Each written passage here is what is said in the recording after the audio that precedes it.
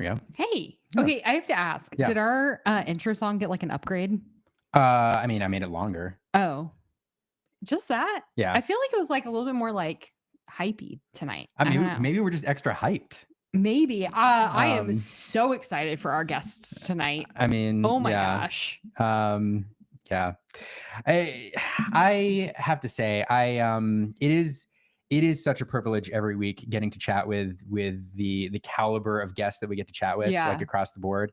And this is just, I go into every week like feeling jazzed, and there's a fly. There's a fly. And I'm once again, I'm excited and I'm jazzed this week. We have 3 incredible guests. I do want to talk about a couple things first before we bring them in, but I will say continue to bear with us as we continue to learn to look at this camera and not this camera. You're all out there. But Hi, 3 amazing guests. We have 2. Oh, I love how this is just like so nonchalantly like hanging out. Yeah, the Hexwell crown. I don't know what we do with that. I don't know. Don't wear it. Bad things happen. Yeah. When you wear the Hexwell crown. Yeah. I don't know. I'm gonna put it over here. Yeah, there it is. It's right there. There you go. It's in the foreground. Point. But no, we got some amazing guests here this evening. We're going to bring in Logan, aka Zenulus from Team Labyrinth, to talk about Europe impressions. Another fantastic North American player, Zach Bivens, is going to come in and talk about his impressions as well. But for the first half of the show, we're going to bring in a player who played over in the European Championship, an incredible player, Artabax. You know him, you love him, and he piloted his deck of choice. I think I am Emerald, also Amethyst. I know. I'm so honored that some of our European counterparts and community members will stay up to hang out with us late night Americans over here. Yeah. So honored. Our LGS is watching tonight. Yeah. Hey, Game Castle. Yeah. So once again, before we bring everybody in, if you're here watching live, thank you so much for joining us. We do this stream every Monday night at 8:00. If it's your first time here, welcome. Go ahead and follow, subscribe, whatever platform you're watching on. We'd love to have you back. We appreciate you. And throughout the show, if you have any questions for us or our guests, feel free to post them in the comments. We'll highlight them throughout the show. Comments like this or this. So yeah, I really want to have control of the comments again. That was like so powerful. Oh, you just need to sit in this seat. That's true. Yeah, that's intimidating though. I don't want control of the green room. I just want control of the comments. That's fair. With the green room comes a lot of power. Yeah. Speaking of the green room, let's bring in our first guest. You know him, you love him. He's been here, I don't know, like 5-6 weeks now, almost in a row. Pretty much. But love chatting with him every time. I'm like sitting here. I'm Logan. Like, gee whiz, Logan, fancy seeing you here. Yeah. Hi. It feels like I'm just part of the family at this point. It's true. You are. It's true. I have to say, with the green room, it's always awkward like introducing people from the green room, because I like do this introduction and the guest is like never sure when in that introduction I'm gonna hit the button. So like everybody's always. And also we try to do an intro enough so that our guests know which one we're about to intro. That's true. We can't be like, this is an incredible player and human in the Lorcana community. Welcome, Logan. Yeah. Just pop it real fast, so I have no prep time at all. Yeah. Exactly. Hey, welcome back.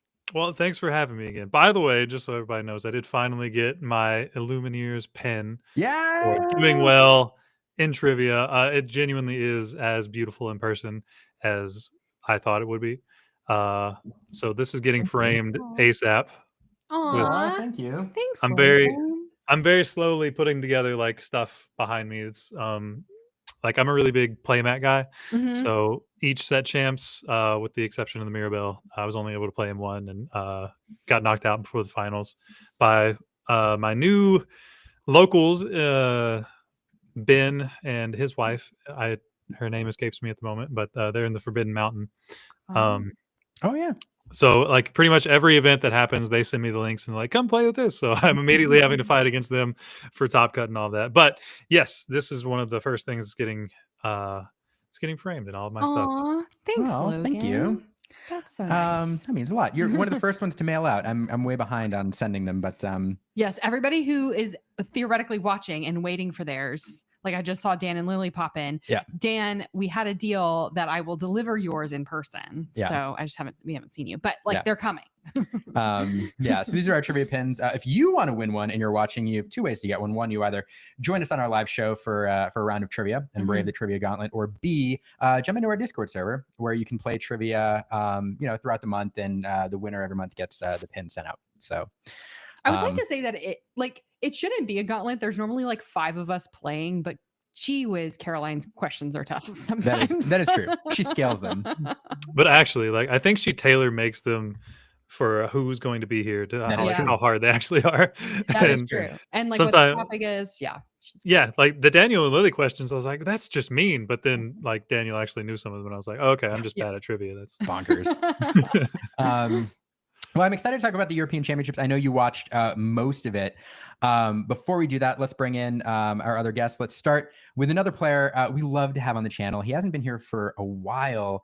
I know when you told me he was coming tonight, I was so excited because I don't think I've seen our next guest since DLC Fort Worth. Was it Fort Worth or Chicago?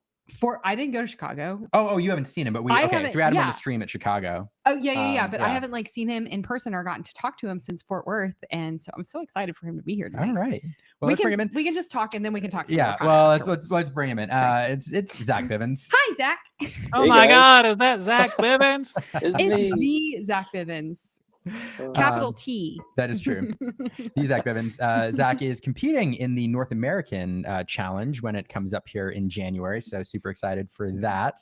Zach, how you doing? I'm good, man. Excited to be here. You're right. It's been forever. I didn't even realize it's been since Chicago. Mm-hmm. It's true. I know how busy you are. Coaching and family, prepping for events. So I appreciate you taking the time. A lot of fans here in the comments. Yes. So. Every time I come see Zach at a DLC, he generally has like 2 or 3 people around him getting pictures, and he's signing autographs, kissing babies, doing all the Zach Bivens things. Things. Yeah. Meanwhile, I'm just trying to say hi to my friend, and he's like, I'm sorry. Yeah. No press, no cameras. Autographs and Zach, how does it feel that your last name has basically become like Con? I mean, I guess it's a good thing, so pretty cool. Yeah, that's true. Also synonymous with the goat. That is true. Yeah, a lot of goats popping we'll up. Take that. Yeah. Well, hey, how was your week? What'd you think of the bit that you saw of European Continentals? Yeah, it was awesome. I love the production value. I so hope that we get to play inside whatever that thing was. Oh, right. I don't know if we will or not, but it was awesome. It's so cool. Mm-hmm. It's so cool. The Illuminary. As soon as I saw it, that was literally the first thought I had. I was like, I hope that the American Continentals has something even remotely close to that, because the spiral column pillars and just the entire little basin thing that they got to step into, like, come on, man, how much more of a experience could you ask for? I do even seeing like the room they were in, it made it like it felt like a ballroom. Like they give you the invitation to the ball or whatever the card is for being there, and it just felt like on theme with that too. So everything was great. Cool. That was so cool. I do feel like Ravensburger, Germany has had that Great Illuminary like set since basically the game launched. It was pretty close. Because I feel like it was out around like the time of Gen Con like last year. So sorry, there's a fuzz thing. Yeah, they had it in Italy when I went, but it wasn't where you went and played in it. It was just there for you to look at. For you to look at. Yeah. Just be cool. Just be cool. And now it's super cool because now you get to play in it too, which is just oh my gosh. Yeah. Anyway, it's cool to be in there. Yeah, people pointing out that it was cordoned off before. Yeah, and you just look at it and now you can go in it. And that's so neat. Anyway, but actually, so now that we've mentioned it, why don't we ask somebody who was actually there, like in it, what it was like seeing the Illuminary live. So really excited to welcome from the very early in the morning tomorrow, one of our favorite guests to have on the show, Archetypes. Archetypes, welcome. Thank you so much. Hi everybody. Thank you so much for having me. It's a pleasure and an honor always to be here. Well, we mentioned before the show that we love having you so much that we're just now starting to copy your background. With I saw that. That's true. I'm kind of mad about that because I have copyrights, but no. We need to start paying you royalties for our purple light background. Yeah, $1 every time we appear live with the purple lights. It's a different shade, I feel like. So. But no, thank you so much. First, actually, before I ask you how you're doing and how Continentals was, we have to say congratulations. Yay! Yeah. Thank you so much. Thank you so. Yeah, last week was a big week for me. There was much going on. We had the wedding, but to be fair, it was just I don't know if it's on your place the same, but in Germany we separate the official wedding, with the celebration. Where it was just the official wedding, Okay. and the next year in May, we will make the big ceremony like in the the big church. ceremony and party. In the church and the things. But still, we married. Yeah, But still, it's official. I was about to say, yeah, it wasn't official, and now it's official. Now it's official. Yeah, she has my last name now. Yeah. Did you get to weave any sort? I don't know if in Germany you do like honeymoon, but did you get to weave any sort of like honeymoon in with your trip to Paris to Disneyland? No, she wasn't. She wasn't with me. Sadly, she had to work. What was really sad. But we were just still happy. Very happy. That's amazing. Yeah, I was about to say, like, just imagine, like, I can't imagine getting married and be like, oh yeah, sorry, I'm gonna go compete without you. Real quick. Yeah, she always supports me. That's one of the things I love about her. She's very supportive regarding Lorcana. She always she also plays a bit competitive, you could say, but not that with that much effort than me or something, but still. And she always supports me. She makes our podcast and she cuts that, and she supports me very much, and I'm very thankful. And just great. Very happy. Listen, she's already said yes. You don't have to butter her up anymore. She sounds like an amazing partner. Yeah, she's an amazing partner. I can't ask for a better wife. Partners who Lorcana together stay together. Yeah. There's nothing that rhymes. Nothing that rhymes with that. We'll have to work on that. Put on a shirt. So unfortunately, I mean, it is a bummer. She didn't get to go with you, but you got to go to the championship. You hadn't qualified beforehand, but you were playing in some LCQs, and you. And for those who don't know, to make it in from an LCQ, you have to be perfect. Like, you go into a pod of, I think, 32 people. You have to win out, be the one person out of 32 people to make it in. And you did. What was that experience like? Great. Of course, it was just, I had an incredible run. To be fair, best of 3 felt kind of forgiving at some point sometimes, to be able to come back maybe from a very unlucky game or something, and I have to practice my dice rolls because I went 4 out of 5 games on the draw, but I think the deck is just very strong. In the field that I experienced, it was way more red-blue than I thought it is, and red-blue is kind of a good matchup. Although I committed a bit away from the matchup with my list, because I experienced, I just thought the matchup is still pretty strong, but I missed the banzais in that matchup, which I cut before, to be better against steel matchups. Maybe hurt a bit in the main event then, because I faced a lot of red-blue there too, and maybe I could get out more 2-0s if I played the banzais, but it's we have to assume what meta will be there, and then against Steel Song, banzai is so bad, so I really I just committed to cut him. But I was still happy with my list. I think it's a well-rounded list. You could make arguments about some cards here and there, but it's hard to find the perfect list for every matchup. Yeah, I think we're in such a dice. Well, not even dice really. It's a very rock paper scissors meta right now, I think. And you can't prepare for everything, right? Yeah. So I think maybe if you had played Bonsai, you might not have beaten your green steel opponent in your LCQ pod, right? Like, yeah, that's true. Yeah. So the problem, especially Bonsai, is the problem that Bonsai is not only a bad turn 2 play against them, it's also the uninkability about this card is just neck breaking. Sometimes if you have to ink a crab or something to play Bonsai, you just know how bad that is against Steel Song, and that's what really hurts. But probably 1 or 2 Bonsais can't be too bad. But I was very happy with the list. So. Well, for sure, like throughout your entire LCQ pod all morning, we were talking with Sailor just in the lab Discord. We were refreshing Melee every hour. Like, is Artifact still in?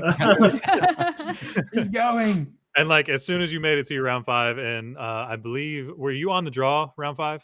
Round 5 I was on the draw, but I had a good matchup. I had red purple. Yeah, you won your first game, and Sailor immediately messaged everybody saying he won game 1 on the draw. Oh, so cute. That's so funny, Logan. When I'm not at a DLC, I have like a list of everybody's Melee name in my phone app, like everybody that I know. So because a lot of times y'all's Melee names are not your name. So I've like gone through over the course of the DLCs, and I like put everybody's Melee names in my notes app, and I'm just constantly like refreshing Melee, like searching for everybody's names. So nice. I feel you on that one for sure. It's I felt the strength about green purple, especially in this format, was just that you can cheat out wins that are unwinnable with Gogo Tamago, and that's just a crazy that leads to a crazy good win rate overall, often because the games on the play are hard to lose, and on the draw you can cheat out sometimes a win, what makes it I think a very good deck overall. So, question. So, I'm sure that both Logan and Liam were so excited to see an Emerald Amethyst make it through LCQ into the main event. Logan, what I think you're planning on playing in the LCQ here in the States, right?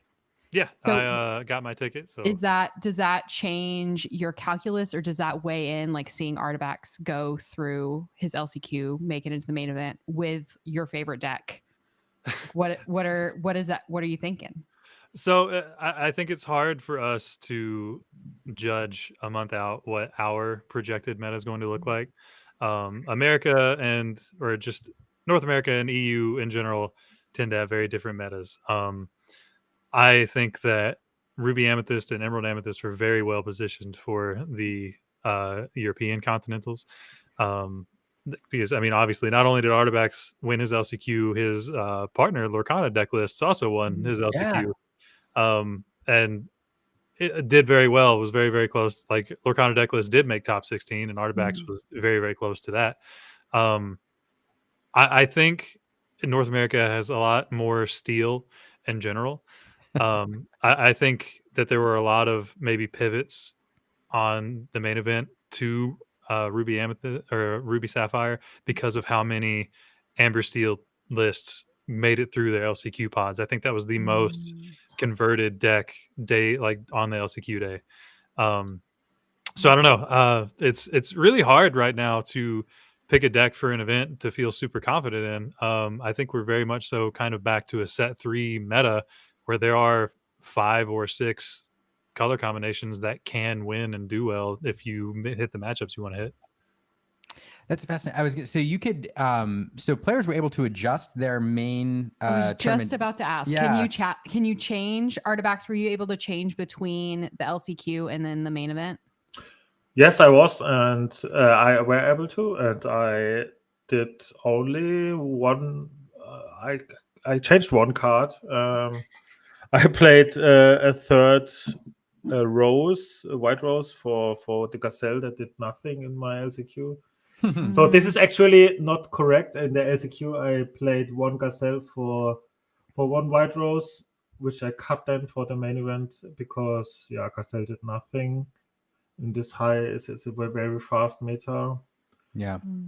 So this is more your main deck or your main event list, yeah. Yeah, this is actually accurate. Yeah, I forgot to send you the. Yeah, but it's just one card difference. Yeah,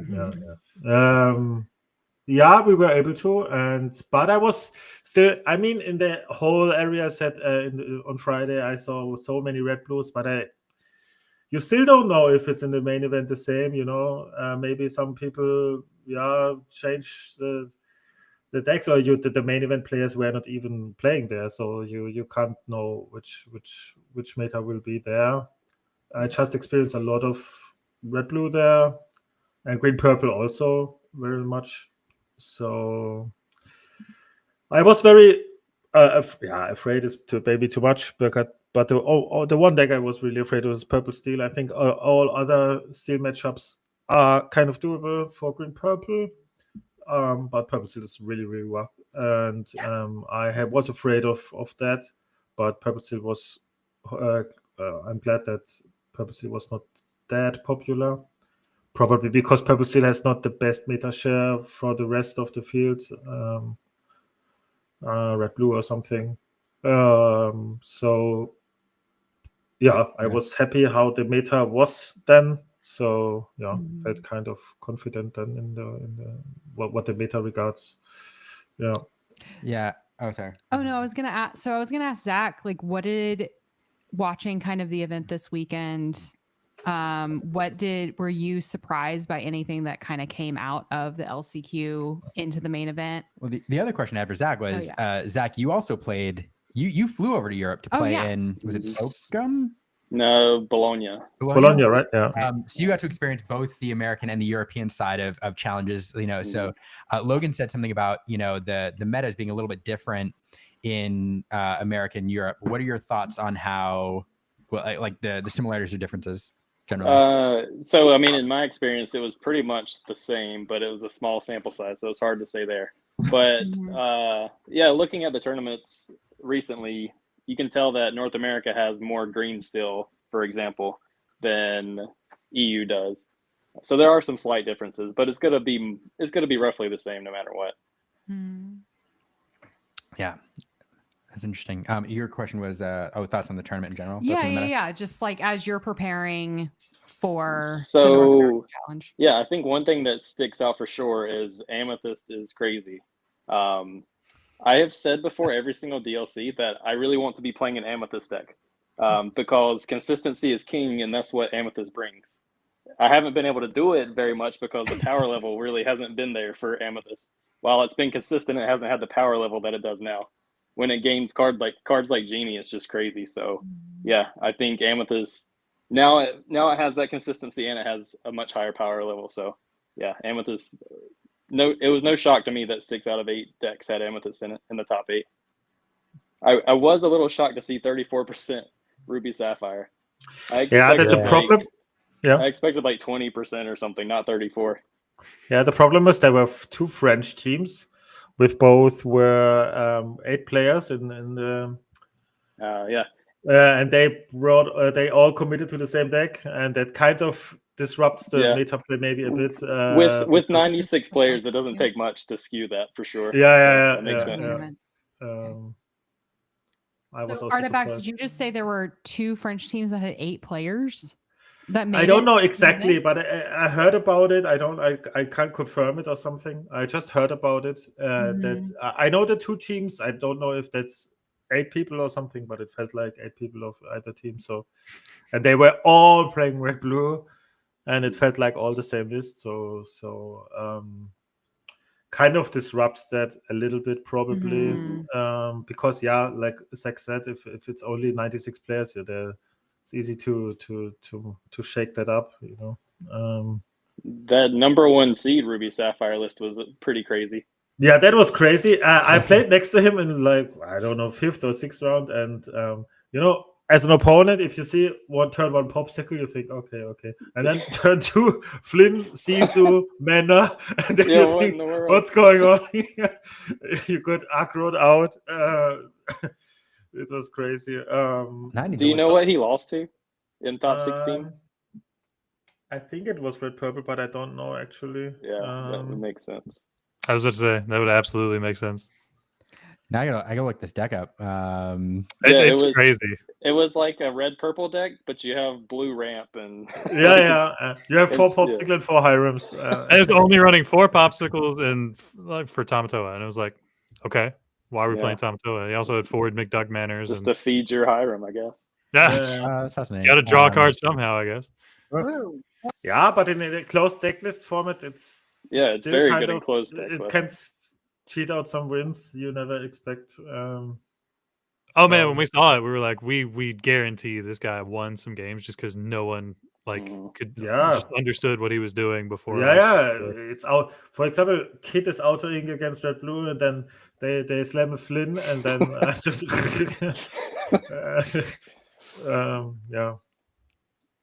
Liam's trying to find the deck list. Yeah, I think I got it. Because it's interesting. I was about to say, like, you play Ruby Sapphire, especially like playing green purple. Like Ruby Sapphire is one of my favorite matchups.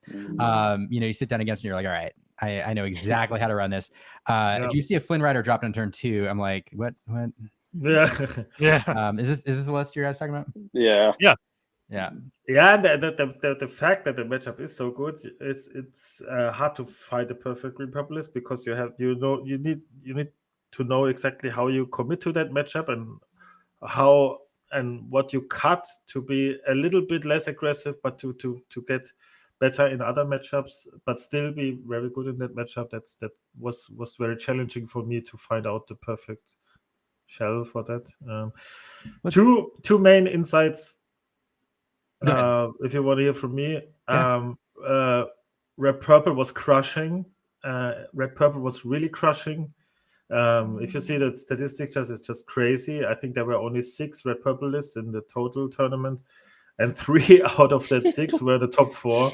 So you can say it's crushing. And I think it was a very good tournament to be a Red Purple player, just in general. You had amazing matchups nearly all the time. Nobody tagged against you because everyone thought, Red Purple is Red Purple.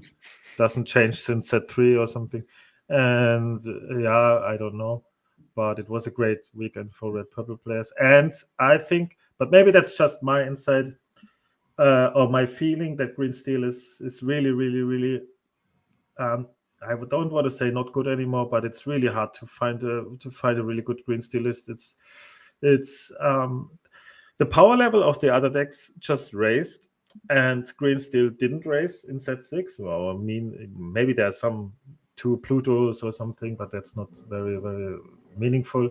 And all other decks, especially Genie and other cards, all other decks got better, and they don't. And you really experience that when you play against it. Even Green Purple, what seems to be the best matchup for Green Steel in the past, is kind of, maybe Green Steel is still slightly favored, but not that much that you can say I bring Green Steel because I crush all Green Purple. It's not. And all other decks, Red Purple is tough, Blue Red is tough, Blue Steel is tough. So Green Steel had a really tough weekend in my feeling. And like the meta is so warped around Genie right now, and so Diablo kind of gets caught in the crossfires too, because the things that answer Genie answer Diablo. So and just the good thing for the purple players is just, it's not that Genie. The aim for Genie is to it's just the side effect of Genie to answer Diablos. It's not even that they need to commit something. It's not that they need to play 4 uninkable Genies to deal with Diablos. That's just the side effect of Genie. That's really, really tough. That was just my experience. I expected Purple Steel to be more. I mean, there were 2 Purple Steels in top cut, I think. Yeah, 2 in top 8, I think. Yeah, that's really good. Yeah, that's really good. There were 2 in top 8. Yeah, that's really good, because I think it's a good deck right now. If you make it aggressive enough to go on the Red Blue, I think it's a really good deck.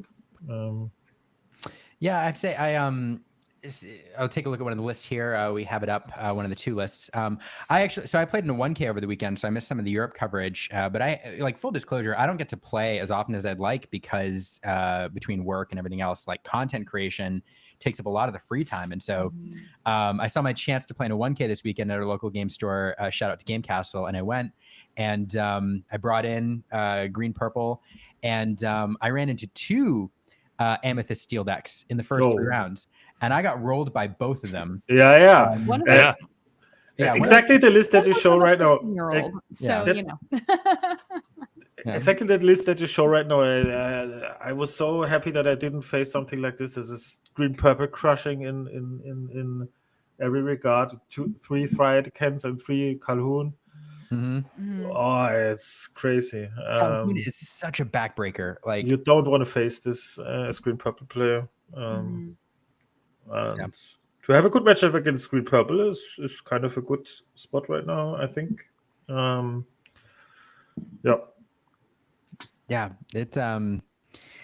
Anyway, so I one of my takeaways from just my own personal event this weekend and watching Europe was Amethyst Steel, and how well represented it was, and how good it was into I think what a lot of people were playing.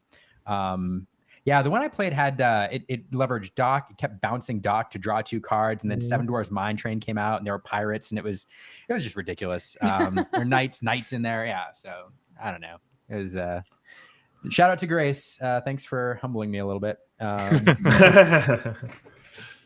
it was a lot of fun. But there were several good players that didn't fare well. It wasn't just you. Yeah. But anyway, so here's one of the Amethyst Steel lists. I love a question from Lorcana Bell in the chat. Artifacts, are you coming to LA to compete in other LCQ? Sadly not. No. That would have been fun. Yeah, I would like to too, but I'm not confident enough. No, I don't want to say I'm not confident enough, but I'm afraid of flying 17 hours and then lose first round against Hyper Arco or something. You don't want to go to 2 Disneylands in a year. I mean, how few people in the world get to go to 2 Disneylands in true. 1 year? But it's also not very cheap, and we have a lot of going on next year with our marriage and all.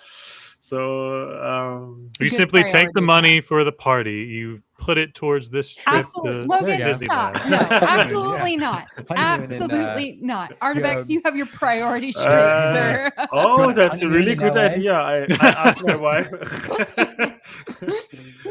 I mean, the worst she could say is no, right? Don't even for the Artifacts. For the sake of your marriage, do not ask that question. It wasn't true. That's why we have you on the live streams. And I don't care how supportive she is of Lorcana. For the sake of your marriage, don't ask the question. No, and it's kind of understandable that she would not be happy about it. I know, and I think it's not very meaningful for me to. I mean, what means not meaningful? I still would like to compete in the Worlds, but we all know how tough it is, and I think it's not saying very much about the skill of a player to reach the Worlds. It's for me, it was very sad that I didn't make. Was able to play the European Championship, and I was able now, and that's everything I wanted to prove myself, or how you can say that. So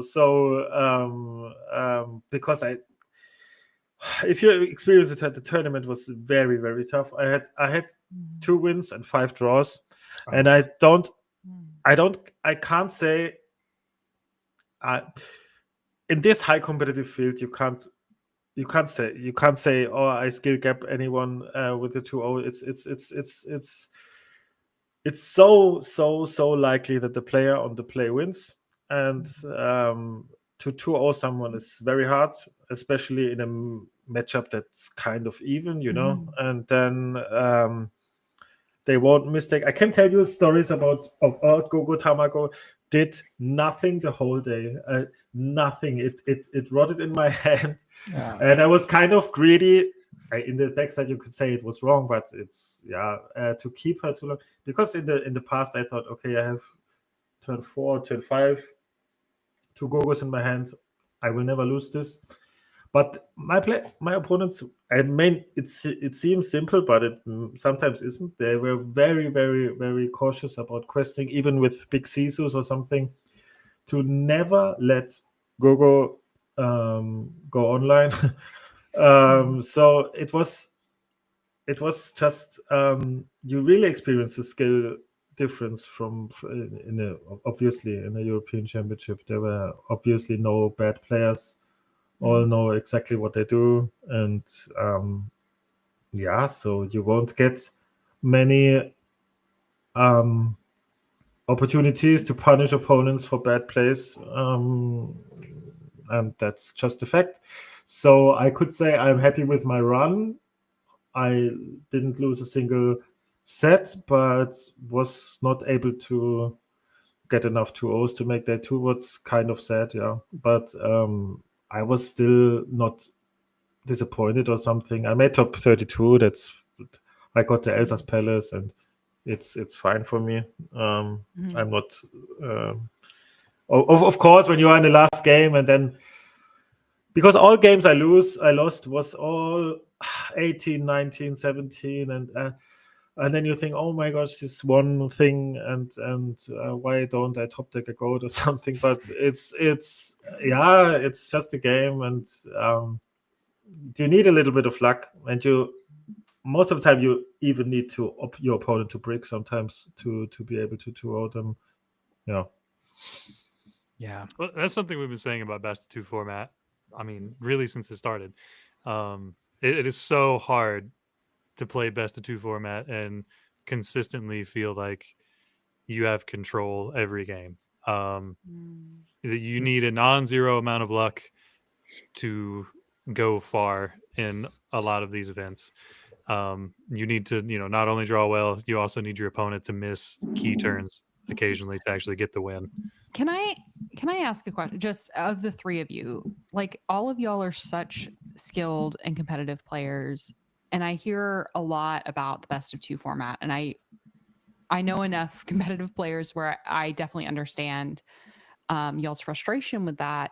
As a new player, I think the best of 2 is a really great format to get new people involved in TCGs. I feel like it levels the playing field a little bit, especially on day 1 of the DLCs.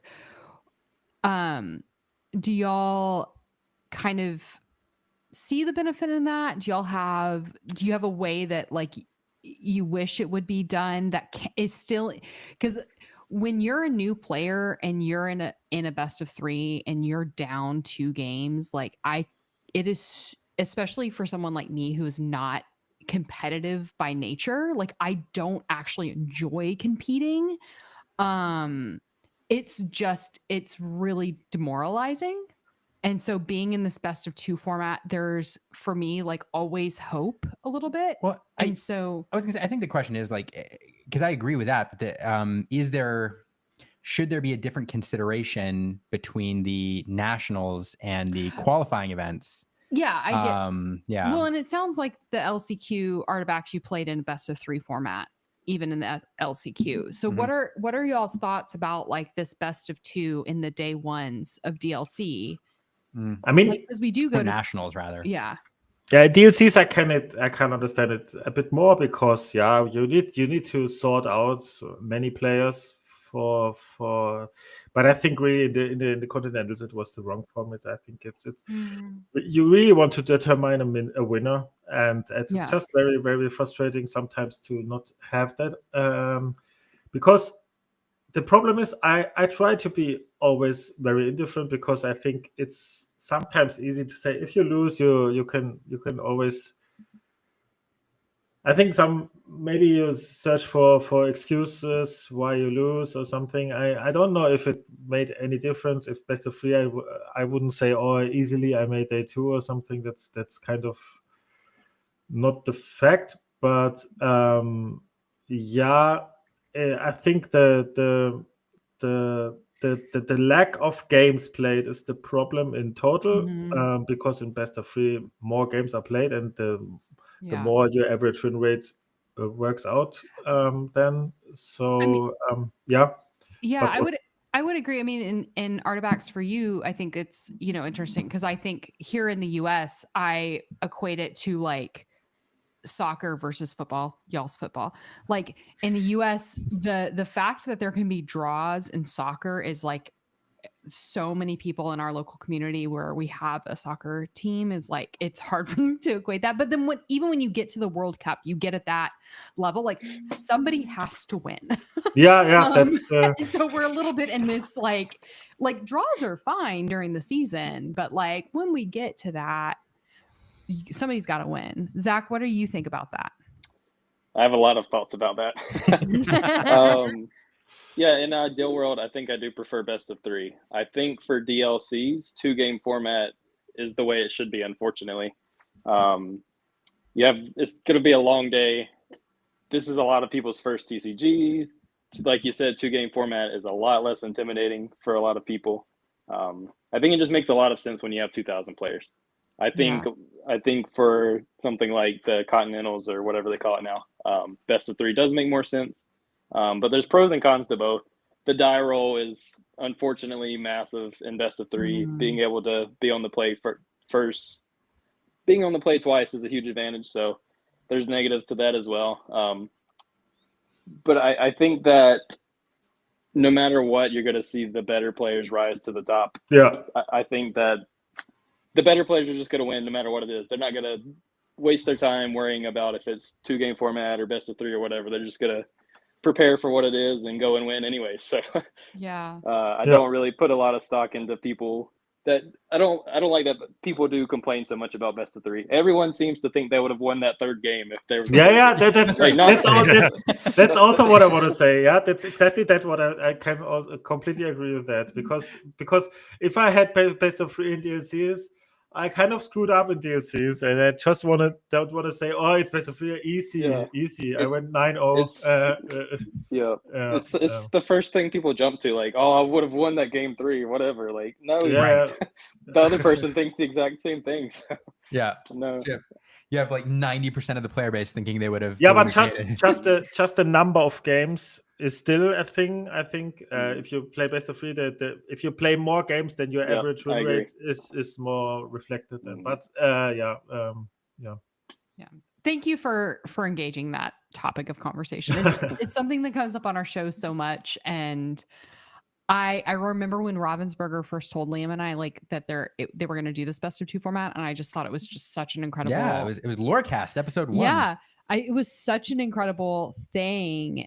I was overwhelmed by emotion by it because it was so thoughtful of the new player. But throughout our show and throughout the competitive season this year, I absolutely see a need for this kind of like hybrid model. But I do think that there is still validity in the best of 2 formats, especially as you're looking to engage new players and build this community. So like day 1 DLC, definitely understand best of 2. But as you get into these hyper competitive settings, I understand needing to go back to kind of that tried and true best of 3. Somebody's got to win and we got to move on. So I appreciate y'all. I think it's interesting that the European Championships, you had some players that played best of 2 or 2-game format, then they played best of 3 in Top Cut, and then they played a best of 5. So like there's 3 different things. So it's kind of like it is kind of confusing. Or the people that went to the LCQs and qualified. True. They played best of 3, then went to best of 2, then went to best of 3, then possibly went to best. So like it is a little bit confusing there. Yeah. Amazing. Yeah, it's so interesting. Artifacts, did your we need to let you go here in a second, and I have a couple closing questions, but does your meta choice change whether you're playing a best of 2 or best of 3? How does that affect your decision when you're picking a deck? Yeah, many people say that, and I don't get it too much. I mean, there are some people say, for example, red purple is a bad best of 2 deck, and this is I don't get it too much. I just bring my deck that I think have the most success with, or just have the highest win rate with, and that won't change the format too much. Maybe I don't see some things, but for me, it never made a big difference if the format is like this or like this. I don't know how the other guys see that. I don't think it really affects the deck choice. If anything, I think that you would just be relying on luck if you're choosing to go in as best of 3 versus 2 game. Because maybe you play like a hyper aggro deck, and if you win the die roll and you get to be on the play twice every time, then you're going to do a little bit better. So I really don't think it's going to affect your deck choice when you're at the highest level.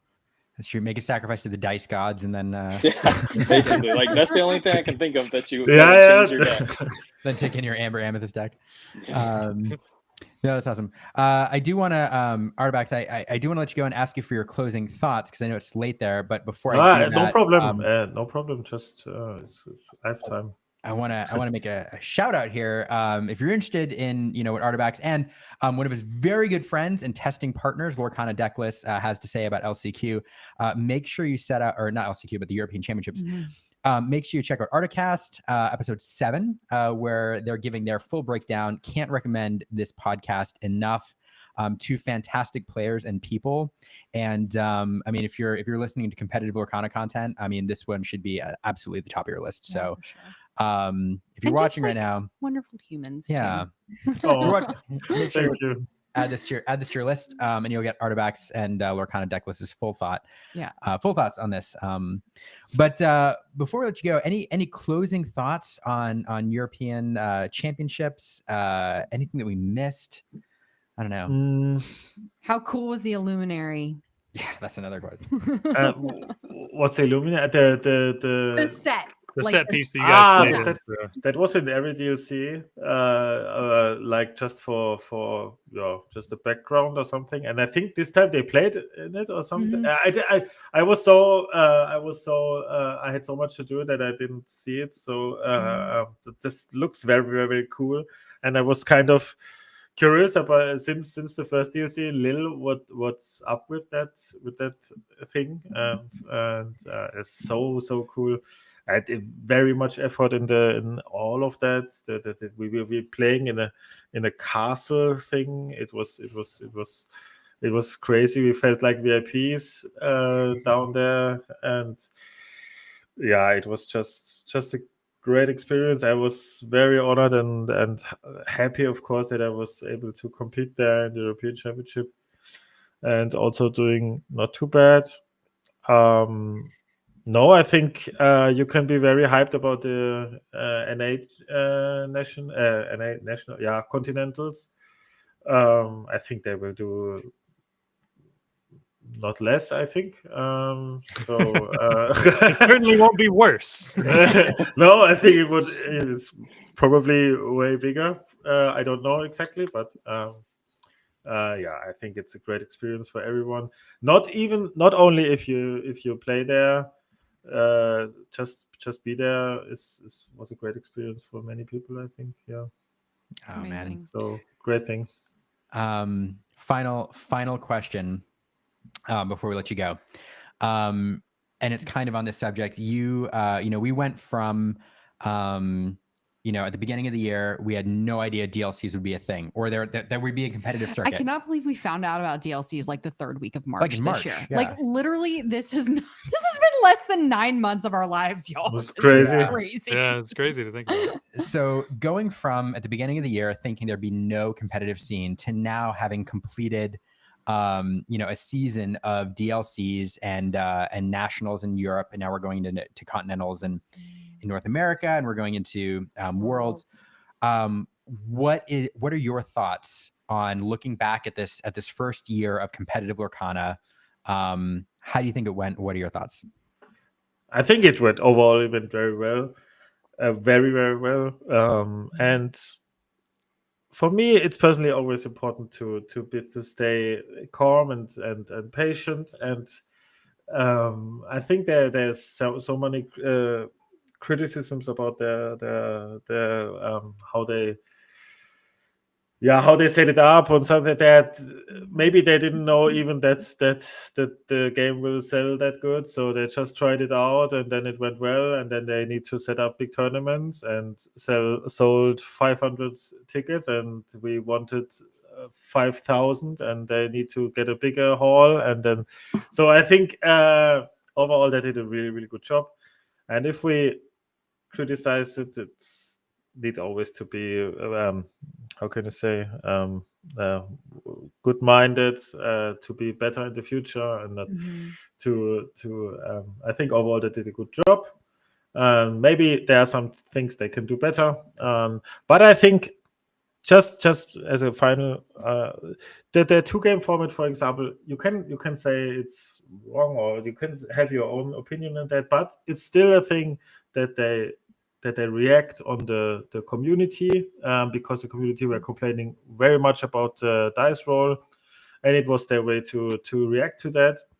And I think that's still a good thing if they to react to the community's complaints, even if it's maybe it's not the best choice, but it's still kind of a reasonable approach to for the solution of that. So I think we're in a good spot right now with the game. Happy to see what's coming on. Looking forward for the next year, and that's awesome. Well, if you don't make the trip over to North America for the North American National Championship, which I'm sure you won't, but congrats on like a fantastic season.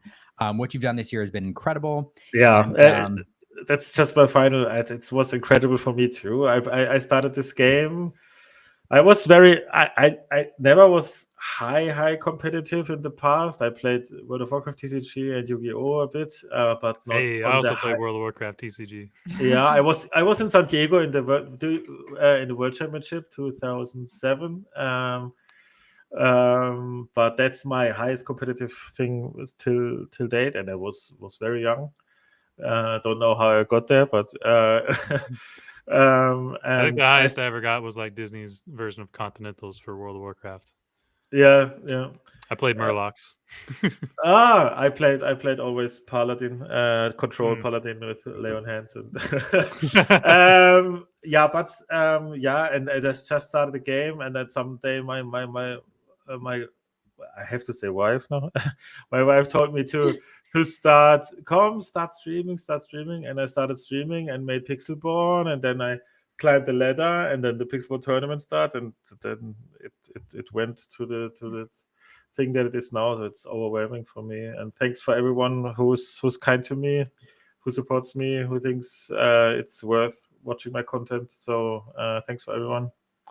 And it is absolutely worth. One of the things I love about Lorcana, and you mentioned a bunch of other games, is I find that the people at the top end of the Lorcana competitive ladder are some of the best people, the nicest people, the most humble people that we've met, and that is true here as well. So you started streaming, you started Articast. So just one more plug for Articast for everybody watching right now, and follow Artifacts on Artifacts_Lorcana on Twitter or other social media platforms. I mean, amazing journey this year, and well done. Yeah, congratulations, and congratulations on your wedding. Artifacts. Just thank you so much. Lorcana, amazingness happening in your life. Yeah, that's true. Yeah. Anyway, thanks so much, Artifacts. This has been a treat, and thanks for staying up until, gosh, I don't know, it must be 4 a.m. at after European Championship. Thanks so much. Thank you. Have a good night. Thank you so much. Bye. Bye. You're the best. She's wonderful. Yeah. I love Artifacts so much, genuinely. Like anytime I get to talk to him, like he's just such a happy guy, honestly. He doesn't have many, if any, complaints ever. I again, like Liam just mentioned this about like our competitive players, like, and I feel, Zach, you're the same way. Like we're about to segue to you, Zach, right? on that note. You're the show. No, so like I feel like when I'm at these DLCs, I'm normally a hot mess. I have like my daughter with me. I'm definitely a casual player, and the fact that so many of our hyper competitive, just incredible world known players will take time out of their very busy like DLC days to like give someone like me the time of day just speaks to the amazing people that we have at the forefront of this game. And I think that we're incredibly lucky as a Lorcana community to have these like leaders within the community, people like Artifacts, people like Zach, people like you, Logan.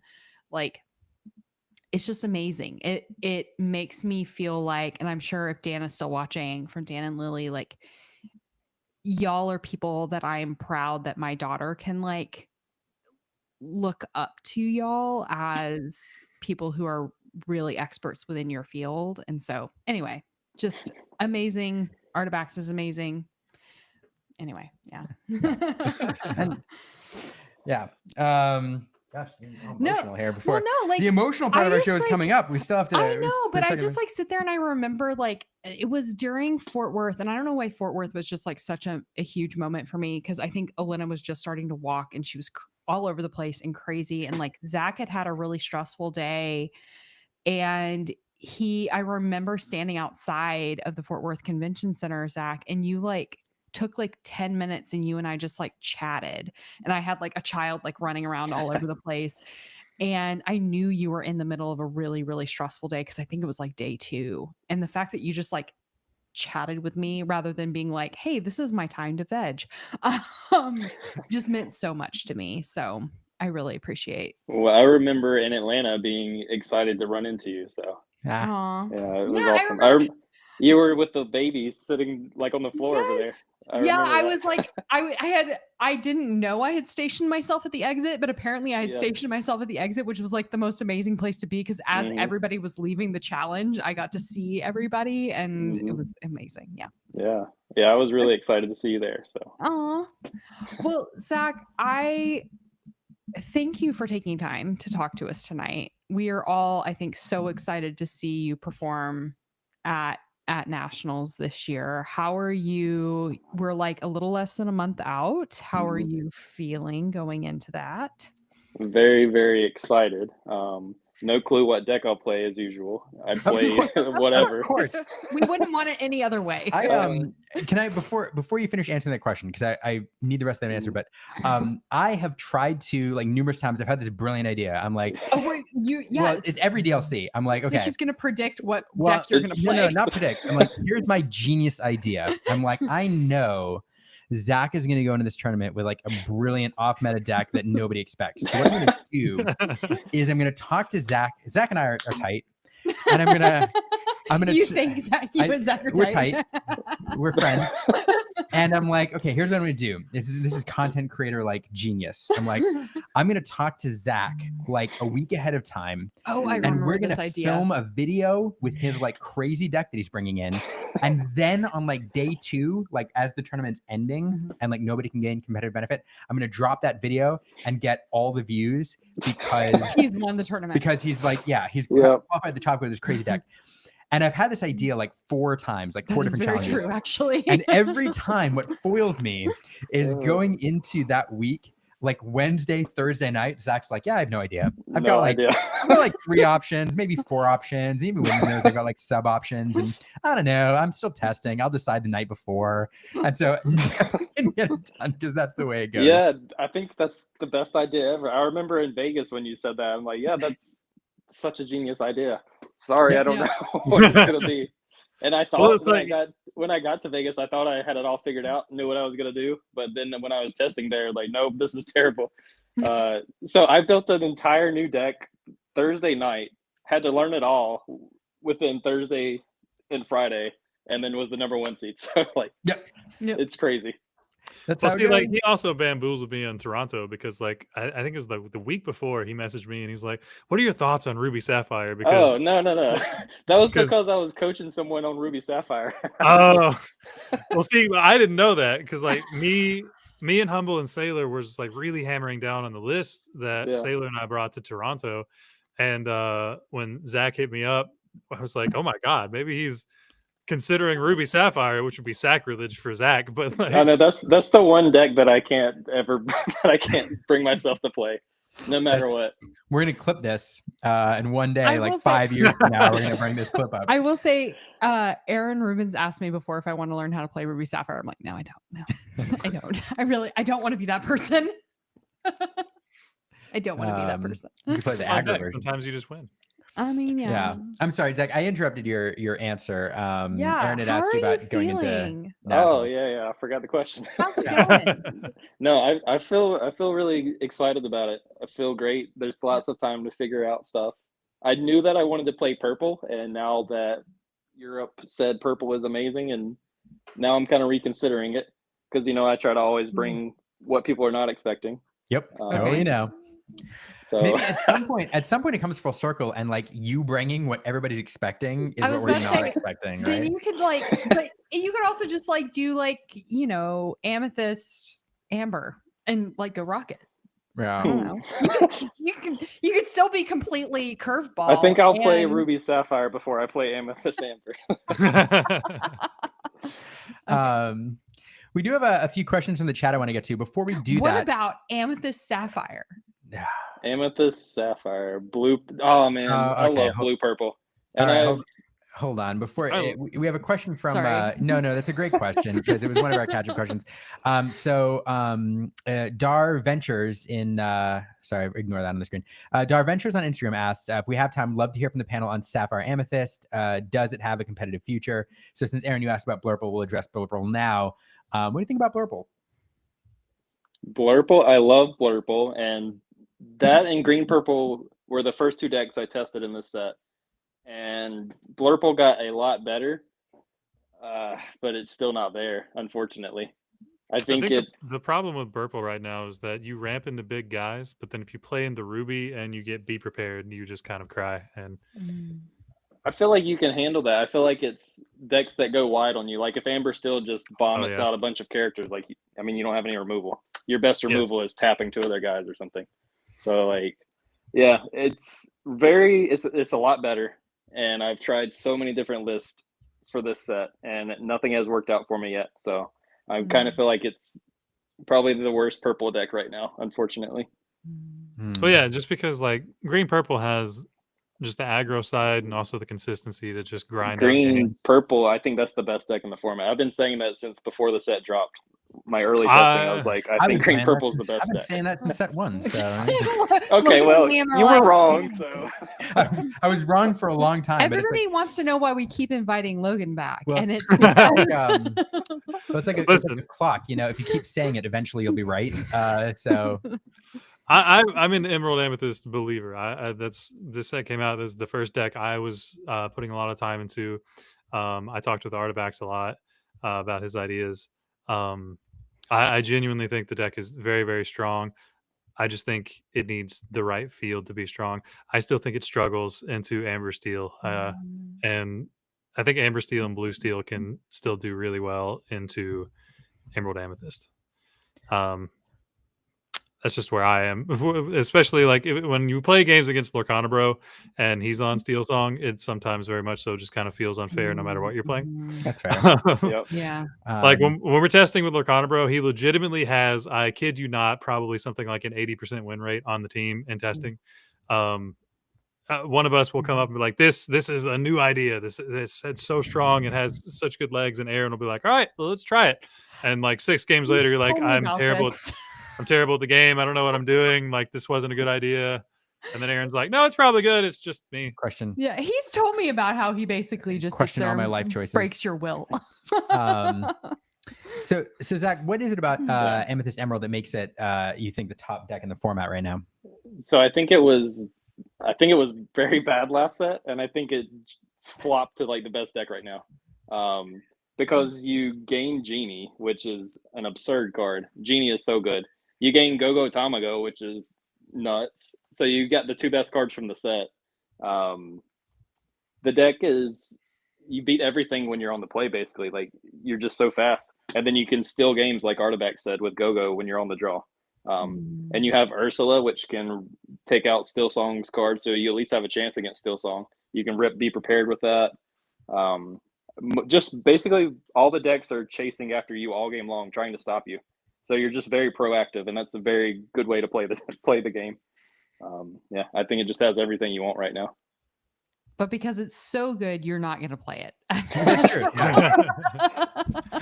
Unfortunately, when you are the best deck, a lot of people are like, I have to have cards that beat the best deck. So it's very much so like the green steel curse from last set where like they just kind of popularized every deck having 12 plus answers to Diablo because you had to, because if you didn't beat Diablo, then you couldn't beat Green Steel, and if you couldn't beat Green Steel, you couldn't win. Yeah. Oh gosh. Quick. The next thing I want to do real quick is we did not. I kind of highlighted at one point, but we didn't give the winning deck list. I think it's fair due. As we were talking about the European Challenge. So interested in your thoughts, both of you, on this Ruby Amethyst list. I will offer just a couple observations here real quick. It did work in Genie, and we talked about how amazing Genie is, and here we see worked into the Ruby Amethyst list. Bell, I think, is an interesting addition. I saw it worked into not only some Ruby Amethyst lists at my tournament this weekend, but also some steel decks. It seems to be pretty popular. And then Lady Tremaine I see making an appearance here. Lady Tremaine is a fascinating card because I think we saw it disappear. It is a super rare from Floodborn. That's last time I checked, it was like $1 or less on TCG Player, which just indicates like how little it was being used in the meta for a while. And now we see two of them here split with Lady Tremaine. So just some interesting notes. Are you talking Madame Medusa and Lady Tremaine? Because you said Lady Tremaine twice. So I split with Madame Medusa. Yeah. Sorry. I was like, what are wait, so Lady Tremaine is $1 on TCG Player, right? Yeah, Lady Tremaine. Okay, cool. And they're got it. Sorry. But what are your all thoughts on this winning deck list here in Europe? I'll let Zach go first. Sure. So Lady Tremaine is basically for the Ruby Sapphire matchup. That's the main reason you would want to play it. And so obviously 34% or whatever Ruby Sapphire worked out well for him. Fantastic choice then. Yeah, I think it's mainly targeting that matchup there. I think Medusa is very, very good right now because it answers Genie, which is going to be in basically every deck. I think the list overall looks great. I'm fine with 3 Be Prepared. I've been testing Ruby Amethyst with no Be Prepared list. So I don't think you have to play 4. And Bell is creeping up in every single list. It's really good into the Genie meta and in like Go-Go Tamago, because you don't want to leave damage on your board. So if you can remove it and take that threat away. So Bell just benefited from where we're at in the meta right now. So I'm fine with that. I'm glad that he's still playing Rabbit. Some people had cut down to 1 or no Rabbits when they had Genie. I think you need a healthy number of Rabbits still. I think just overall the deck looks great. Yeah, I hadn't thought of Bell because she's a great utility card. You know, it's all sorts of shenanigans. You know, in your opponent's side of the board. I hadn't thought of her as a counter to Go-Go, and sliding that damage around. So that's a good observation for me. Yeah. I'm going to bring that up when I'm next time I'm casting. So thanks for that tip. She's good with Genie too. Like if you for example, if you use your Genie to attack their Genie, now you have 2 damage, and you play Bell and move that 2 over to theirs to finish it off. It's just really good in the moment right now. It's amazing how much the meta is orbiting around Genie at the moment. Fascinating. I think in general, ironically enough, Kendall was workshopping a list that was really, really close to this before Continentals. I want to say it was like his weekly on like Wednesday or Thursday, in our internal chat, he posted a list that was maybe like a card or 2 off from this. He's like, just trying this out, just see how it goes. Belle very much so in just Amethyst matchups is a house. She is very much can be a mirror breaker, just because you can throw your dudes in, move all of that damage, take out another guy, because most of the guys in Amethyst don't have more than 3 health on average. Lady Tremaine also making the comeback, like Zach said, because of the Ruby Sapphire matchup, but she also can just be that out that you need occasionally for a big guy. There are a lot of times you're able to take out the smaller guys and then just play her to take out the last person, or if you get into top deck war mode, they play a big guy, you just play Lady Tremaine. I all of a sudden have all of the tempo back in my favor. Yeah, I think it's a really good list. I think it was well positioned for the weekend, especially for the field is running into. The Lady Tremaines and the Bells specifically, I'm sure did tons of work over the weekend. I mean, we saw it in the finals. Bell did some work just to blank a Go-Go. So, I mean, Yeah, What are we I think you showing? made the right call. Yeah, I'm trying to find the right list. What, I was like, sitting, what are we showing right now? No, I just pulling up the spread again. Yeah, I mean, if you're talking about countering, you know, the Go-Go's in Emerald Amethyst, and then looking at Ruby Sapphire with later Tremaines. I mean, yeah, that's accounting for 50% of the meta, 55% of the meta. So your odds look pretty good. Yeah, interesting. I do, Zach, I know we need to let you go soon. I have a couple more questions before we finish. One, I do want to address a comment in the chat. I'm not familiar with this list. I didn't look at Frank's list, so maybe you'll be familiar with it. But Jeremy asked, I'm curious Zach's thoughts on Shift, Amber, Simba, and Steel Song. And the reason I want to make sure to ask this is, I mean, you, I think, made your initial name in Lorcana as a Steel Song player in the early days. So everybody's really interested always in your thoughts on Steel Song. That is a great question. That was the first way that I tried Steel Song with this set, was Simba with the Lilos. So when you get them back, you ready them up. And I think it's fine. It's pretty good against Ruby Sapphire, just because Simba has 4 attacks, so he's a lot harder to kill than your other stuff. What's good about him is that he shifts for 3 and you can sing Whole New World. So I think it's a very good way to play the deck. It's not my preferred way to play it.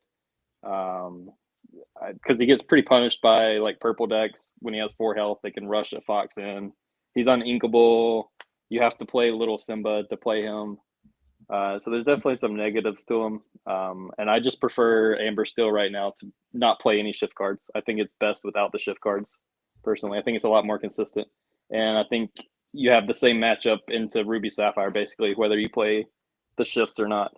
So yeah, I think it's a good way to play it. I don't prefer it personally. Interesting.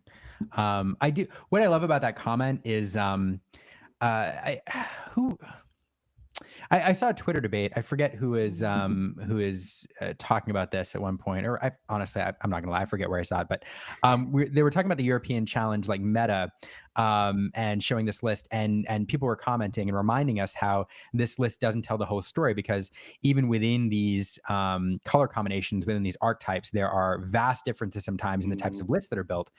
For example, like the Ruby Sapphire aggro build with the Flynn Riders we saw compared to the standard Ruby Sapphire list. So what I love about your answers, it just highlights again, like within the Steel Song archetype, there's multiple different lanes you can take.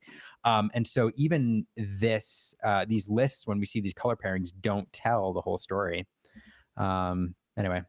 The way that I play Steel Song right now is nobody else does it.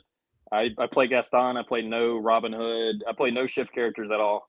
So yeah, I'm playing Steel Song way different than other people right now. Making notes. Hold on.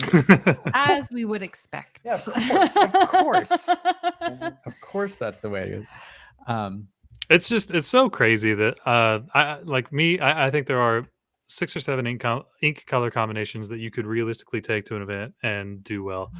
But like you're saying, in those color combinations, there are just so many different variations. I think Amber Steel especially is one of the most versatile ways, or one of the most versatile ink combinations right now, apart from maybe Emerald Amethyst with all the tools. You have some staples in both that are probably always going to be there, but there's so many tech cards in both that can serve so many different options. Like I played in a Win and Enchanted a couple of weekends ago. I made top 4. I was the only Ruby Amethyst, and the other 3 were all Steel Song, and all of the lists were like 10 to 12 cards different. If you look at the North America versus Europe tournament, there's 3 of us playing Steel Song, and the list could not be more different. They're all way different. That's what's so cool about that deck. Yeah. The sheer diversity is really, really neat. Makes it fun when you're casting. You're like, all right, what am I going to see? There's a flute. All right, there it is. We're playing having your fairy godmother moment from back in Atlanta. Yeah, when you were like Googling fairy godmother. What does that card hold on. Yeah, and then the 30-second silence while we look up, fairy godmother. I mean, fun fact: in Atlanta, after we saw the winning list, Lorcana Bro and I like sat there and stared at it forever, and we could not, for the life of us, figure out why he was playing One Drop Cinderella. We were like, why? We were like, and it's because we had no idea how fairy godmother works. It's because if you play a Cinderella, you can exert something with fairy godmother. But like we didn't know that, so we were just looking at the list. Like you could play any other one drop, and it would have been better. That was my first thought too. I thought the same thing. But she's a singer. There were like no songs in that deck, if I remember. Yeah, so you're not like, even singer one, and you're like, wait. That's literally like we sat there like for a solid 30 minutes. We were like, what are we missing? No, like, it's so he inks a yellow card, inks Amber, plays that, and now you think you're playing Still Song. It was just for the mind games. Yep. Gosh, Zach, I keep saying we're going to let you go. One more question from the I'm audience, though. RMB asking a predictable. What are your thoughts on Sapphire Steel? Well, I see the last part of his comment says, "Don't hurt my feelings," so I better stay silent. So tread lightly, Zach. Well, so you can answer and then say earmuffs, Ryan, and then give your real answer. I've tested a couple. Anything nice. Tested a couple variants, and I don't have high hopes for it currently. I would be happy to be proven wrong, but I have not seen it so far. There you go. R&B, take him down. And so look at the meta here. I mean, and so in Europe, I mean, it's the one thing we have to judge on. 5% of the meta in 96 converts to zero in the top 16, sadly. So some people brave enough to pilot it. 5% is not nothing. It's higher than the Amethyst Steel everybody's talking about, but sadly didn't convert. Brian's going to change that. It has plenty of potential. So yeah, I think there's plenty of potential. You could definitely find something. I have not done so far, so I don't know. Yeah. Another shout out to Blurple here on Twitch, TCG Secretly. We talked about that already. But fun deck. I think really good in the right setting, but competitively, as our guest said, probably not quite there just yet. Anyway, do you have a final question for us, Zach, my friend? I do. I just Zach. So it's a 2-part question. Oh, one part is that's 2 questions. I do that all the time. No, it's a 2-part. It's an A, B. It's question 1, subsection A and subsection B. Okay. Ask as many parts as you would like. Okay. 17 parts. Yep. We'll go to Z. Subsection J. Okay. So Appendix 1. Okay. Hush. Okay. What are you looking forward to most going to LA? And is your family going to get to come with you since we're doing Disneyland? Yeah, so I would say there's a 90% chance that they're coming, and that would be what I'd be looking forward to the most for sure. Definitely I want to meet your family so badly. Yeah. I want to meet the amazing family that makes the amazing Zach Bivens the amazing Zach Bivens. They are amazing. I could not do it without them for sure. That's incredible. This would be the first event that your family would be with you, right? Yeah, we've tried to make it happen a couple of times, and it just hasn't worked out. So it's looking good so far. So. What better time than going to Disneyland? Mm-hmm. Yeah, exactly. Yeah, fascinating. Oh man, super exciting if I get to meet the Bivens clan. Super exciting. Do you have children, Zach? I have a 2-year-old daughter. Mm-hmm. So, I thought so. Yeah, she loves Disney stuff, so she would love this. See Mickey Mouse. I have a 16-month-old who, might need a friend. Just saying. Yeah, that's true. Bivens Cosma Playdate at Disneyland. So Zach, I do want to getting to the wrap up portion for your time here. Any closing thoughts? I know you didn't get watch as much Europe as you would have liked. I know you got to watch the finals and a couple other matchups, but any closing thoughts on the Europe Championships now that we've gotten to see like the best of the best from that continent square up against each other? Be it on the meta or just the format, like what are your biggest takeaways coming out of this weekend? There's so many. I don't know how to narrow it down. Amethyst is good, and people overreact because a lot of people were saying Ruby Sapphire is not so good right now. A lot of people were saying Ruby Amethyst is not so good right now. And then you see 34% Ruby Sapphire, and you see 3 Ruby Amethyst in top 8 or whatever it was. So yeah, people overreact. I don't know. It just looked amazing, and I can't wait for North America now. Yeah. That's awesome. And last question. Last. Well, Keep them coming. I was gonna. You probably already asked. I was gonna ask. Any thoughts going into North America? What we're likely to see, but I think that's already. It is about a month away still. So it's kind of a month unfair. away to the day, actually. Oh my gosh, it's crazy. Yeah, I mean, I have my biggest work event of the entire year 1 month to the day after North America, so I'm like, that just freaks me out just a little bit because I'm now 2 months away from that. I guess the question is, what day are you going to decide what deck you're playing in Hopefully, I mean, I wish I could say today. Hopefully, long before. In Atlanta, I knew a month before that I was playing Jiminy Cricket. Fascinating. In other tournaments, like you saw in Vegas, I made my deck the Thursday night before. So you'll get one we'll card see. locked in at a time. Fascinating. So, you've got 30 days. So every day you need to lock in 2 cards of your 60 card deck. Yeah, I was about to say it takes 60 days to make a Bivens deck because every day he decides one's good enough. So my testing process is rigorous. I don't know. Not much survives. I make it very hard on my testing stuff. Okay, so. Can I ask one final question? Oh, absolutely. Okay, so when you go online, and because I'm assuming you do testing like online as well, not just at your locals, do you have your name as like your like? No. I would just imagine if I like dropped into a game and like Zach Bivens popped up, I'd be like, oh god. No. So like if I'm playing online, I'll change my name like every day. It'll be something random. Like I remember queuing into Logan one day and my name was like it was like Flynn Rider or something random. So like fun fact, it was back in the Pixelborn days. I was just playing on ladder testing out something. I queued into Zach and he just smokes me for like 4 games in a row because we just kept on queuing. And then he messaged me on Twitter and he's like, "Hey, good games, man." I was like, "Come on, man." Bro. You were on Ruby Sapphire and I was beating with Amber Steel, so I felt like I needed to tell you.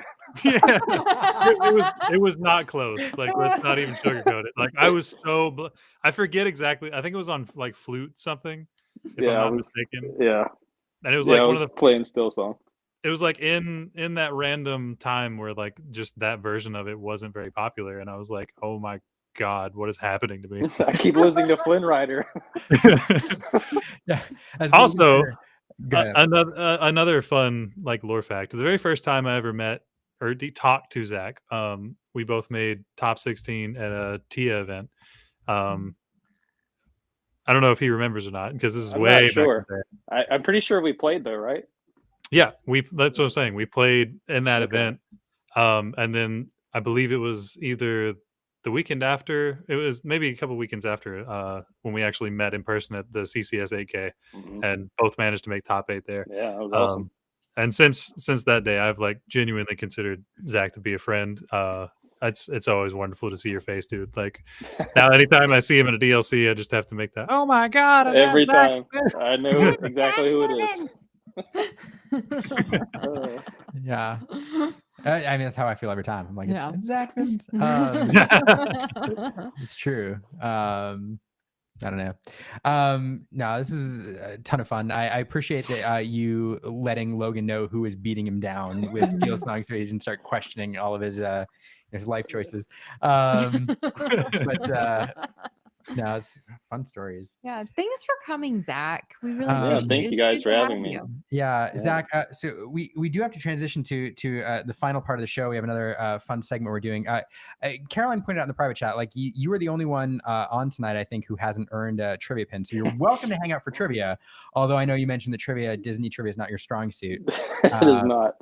But I can play the cards. I can't answer the questions. Surely you can't be as bad as Ed, though. Like, come on. Oh, that was rough. Just name whoever. I'm worse. I promise. Oh no, dude. Ed was pretty bad. Look, Ed got the Nathan Lane question, Logan. That is true. Yeah, I don't even know what that is. So. But it is. Again, Zach, I know you early we mentioned when we bring you on, like we have you for about an hour, and we're way over that. So if you need to go, I understand. But you are welcome to hang out for the next section if you want. But I'm going to put you on the spot. I assume you need to go deal with family stuff. So it's not because I don't want to play trivia. I do need to put my daughter to bed. Yeah. Yes, that's very important. Very important. So, well, say hi to your family for us and thank them for your time here. Thanks so much for hanging out. This was a treat. I hope we get to do it again. And everybody should follow Zach. Here we are at Zach Bivens 1 on Twitter. Yeah, any closing thoughts, Zach? Thank you guys for having me. Always a pleasure. Hopefully it can be more frequent next time. Yes. Thanks. Let's do it. You're invited back anytime. Yeah. Thank you very much. We'll All see right. you next month. Bye, Zach. All right. Zach. See you guys. Well, I feel bad now. We kept him when he had to put his daughter to bed. Oh, I know. Well, we know don't mess with bedtime. Yes, I know. We've learned that the hard way. Well, look, I mean, even before this, when you guys were talking about artifacts, I was like, he got married. You messaged me, and you're like, look, priorities, right? Like getting married, being on Lumineers, like, you know. Yeah. So I just gotta say, you know, putting daughter to bed, being on Lumineers. Yeah. Well, so it is funny. Like I said the priorities thing, and then you were like, you had a response. And I was like, I wonder if Logan knows what I meant by priorities was Illuminateers is more important than But speaking of which, Aaron's gonna go train our daughter. Well, that was super fun. I mean, literally, I mean, one of the best players from North America, one of the best players from Europe on a stream together. It was a ton of fun.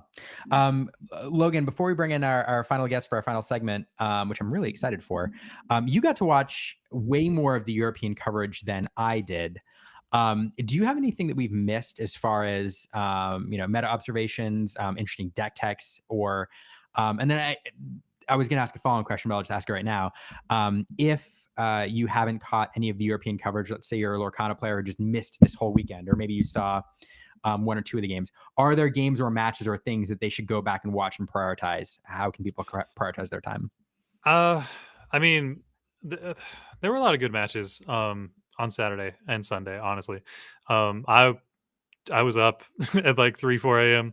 to catch the streams as they started, just because I'm a nerd and I'd like to keep track of things. Genuinely, if you have time to only watch one set, I would make sure you watch the finals. It was really well played by both players. It was really back and forth. It went to game 5. So yeah, if you only have if you haven't seen any and you only have the opportunity to watch one, look up the finals. It was really well done. Sportsmanship from both guys was fantastic at the end. Like, you know, they were shaking hands and fist bumping in between each games, and each one was like really playing around the other's answers very well. I won't spoil anything, but like it was literally for a way for finals to go. I don't think we could have asked for anything better. That's awesome. So the sportsmanship thing was something I hadn't heard, and I'm really glad you highlighted it. I have heard some great things about the finals, and I think it's so awesome that we get to see, one of the old stalwart decks, red purple, kind of tweaked in some fun ways for this meta, but against, I wouldn't call like green purple like an upstart. It's been around for ages, since set 1, kind of disappeared in set 2, back, set 3 and 4. But it is the one I think that everybody's most excited about this meta. So it's a really fun matchup. And anyway, I caught a couple of the games. I can't wait to go back and watch the whole thing. So anything else we're missing from this weekend? I mean, genuinely, I don't think so. Like if you're a nerd like me, I mean, I wanted to watch all of them, so I did. I'm gonna be honest, just because I was up so early both days, like some of it is kind of a blur. Of course.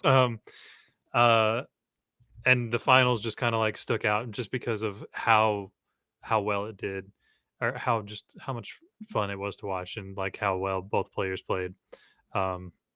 So even though I can't like specifically just recall another standout match at the moment, I'm sure that if you just take a skim through and look for whatever your preferred color combos that happen to be on stream would be, I'm sure you're going to find some really amazing matchups. That's awesome. Well, I'm excited to go back and watch. I'm also excited for our next small segment here. Before we do that and bring in our next guest, who I can't tell you how excited I am to bring on Steven, but I do want to mention we are. I figure we may as well mention it on stream here. Let me pull this up. We are doing a giveaway right now. Fun little thing. We're trying a new platform. This Gleam platform here. I'm trying to find a way to have people on multiple platforms able to participate, because sometimes we do giveaways like on Twitter or Instagram and not everybody can see it. But we're going to give away the deck box, the Ultra Pro deck box that we used for our review video. And oh, there it is up there behind me. So we're going to give that away and a couple other items for Christmas. You can enter on Gleam.io. I'm going to paste the link here in the comments if anybody is interested in that. Fun little thing. But we'd like to give away more, but hopefully this is a fun little thing for the holidays. So there that is. There is a secret code which gives you like 5 entries, and I'm going to post that here in a few minutes in this chat. So yeah, just hang out for that. So there's I don't think I've ever heard of Glean. Fun fact. Well, we're trying to find a platform where folks can enter on different platforms, that the social media platforms that they're on. Because problem is we do a giveaway on Facebook, and like half our subscribers aren't on Facebook or Twitter or whatever. So try to do it this way. I don't know. Some people are having trouble accessing it, but well, if you have any feedback on Gleam, let us know. Take that into consideration. But all right, there's that. So I'm really excited for our next guest. We at the Limiteers here, we spend most of our time, like part of our goal is to bring in other members of the community, whether it's Logan or anybody else from Team Labyrinth or Archetypes or Zach Bivens or various other creators, or even just random community members who have done well in tournaments or whatever, just to connect folks and see what's going on in the community. We don't talk about ourselves very often. And I get some flack sometimes, especially for the North American broadcast team, where they are like, Liam, you need to talk more about you all. So we're going to do that here a little bit for this next segment. And first we're going to bring in a guest, and then we're going to revisit real quickly some of our favorite segments from the last year. But I'm really excited to welcome, for the first time actually on screen, although he's oftentimes behind screen, Stephen Gettle. Stephen, here's your warning. Here you come. Wow, that really is exciting build up when I don't know when he's going to push the button. You are right? telling the truth exactly. Thanks for having funny. me on. Sometimes I end up like in the intro and I'm like, oh no, I've gone too long, and now I need to like find a way. But no, I'm so excited for you to be on stream. We have a few folks who help us out a lot behind the scenes to make these streams and just even our content happen. You see Caroline every week doing our trivia. We have some other folks who help mod our Discord server. But Stephen is somebody who's been a supporter of ours since day one, and kind of took it upon ourselves to help us keep stats and records of our streams, actually edits some shorts occasionally, and does a lot for us behind the scenes. And so we can't thank you enough, Stephen, for everything you've done for us recently. It's an honor to be included when you talk about ourselves. I am ourselves. That's amazing. That's really nice of you. I had to wear the shirt because Caroline wore her shirt first time she appeared, so I figured I had to carry on that tradition. If anybody else ever gets a shirt, they have to wear it the first time they're on Let's Talk Lorcana. I like that rule. That's established. That's now. I mean, it's a coveted item. Not many people have them. Not that many. Sorry, Logan. I mean, I don't have a lab shirt. You don't have an Illumiteer shirt. Tell you what, you come to a tournament, we'll make a trade. Ooh, tempting. I don't think I can do it though. I've only got the one, but I look forward to meeting you in person again next time we get together. It's really great to be able to talk to you. I have a terrible memory, like in general, because like until I've met you like 3 times in person, have we met in person actually? No. I don't think we have. I was about to feel so bad. I walked by your group a lot of times because your group is, you are all great guys that we have seen online. But when you are together, you're not just Xenulus. You're Xenulus also with Wonderland sitting right next to you, and also with other members of Lab. And it's like, oh well, if they were just one of them by themselves, I would totally go up and say, hey, how's it going? But you're all having a moment. There is no time where you're not having a moment. So I will say, like, legitimately, if you see the group of us at a DLC, most of the time it is not as deep as you think. A lot of the times we are just kind of sitting there, just like, where's everybody else? Have you seen Bannable? Where's Lorcana, bro? I'm hungry. We're going to eat. And that's kind of like the conversation that you, like, if you roll up, you'll hear. Yeah. So if you see a group of us at any event, don't feel like you're interrupting. You're absolutely not. Like, for sure, come tap somebody on the shoulder, and like we will be more than happy to like stop what we're doing and say hi.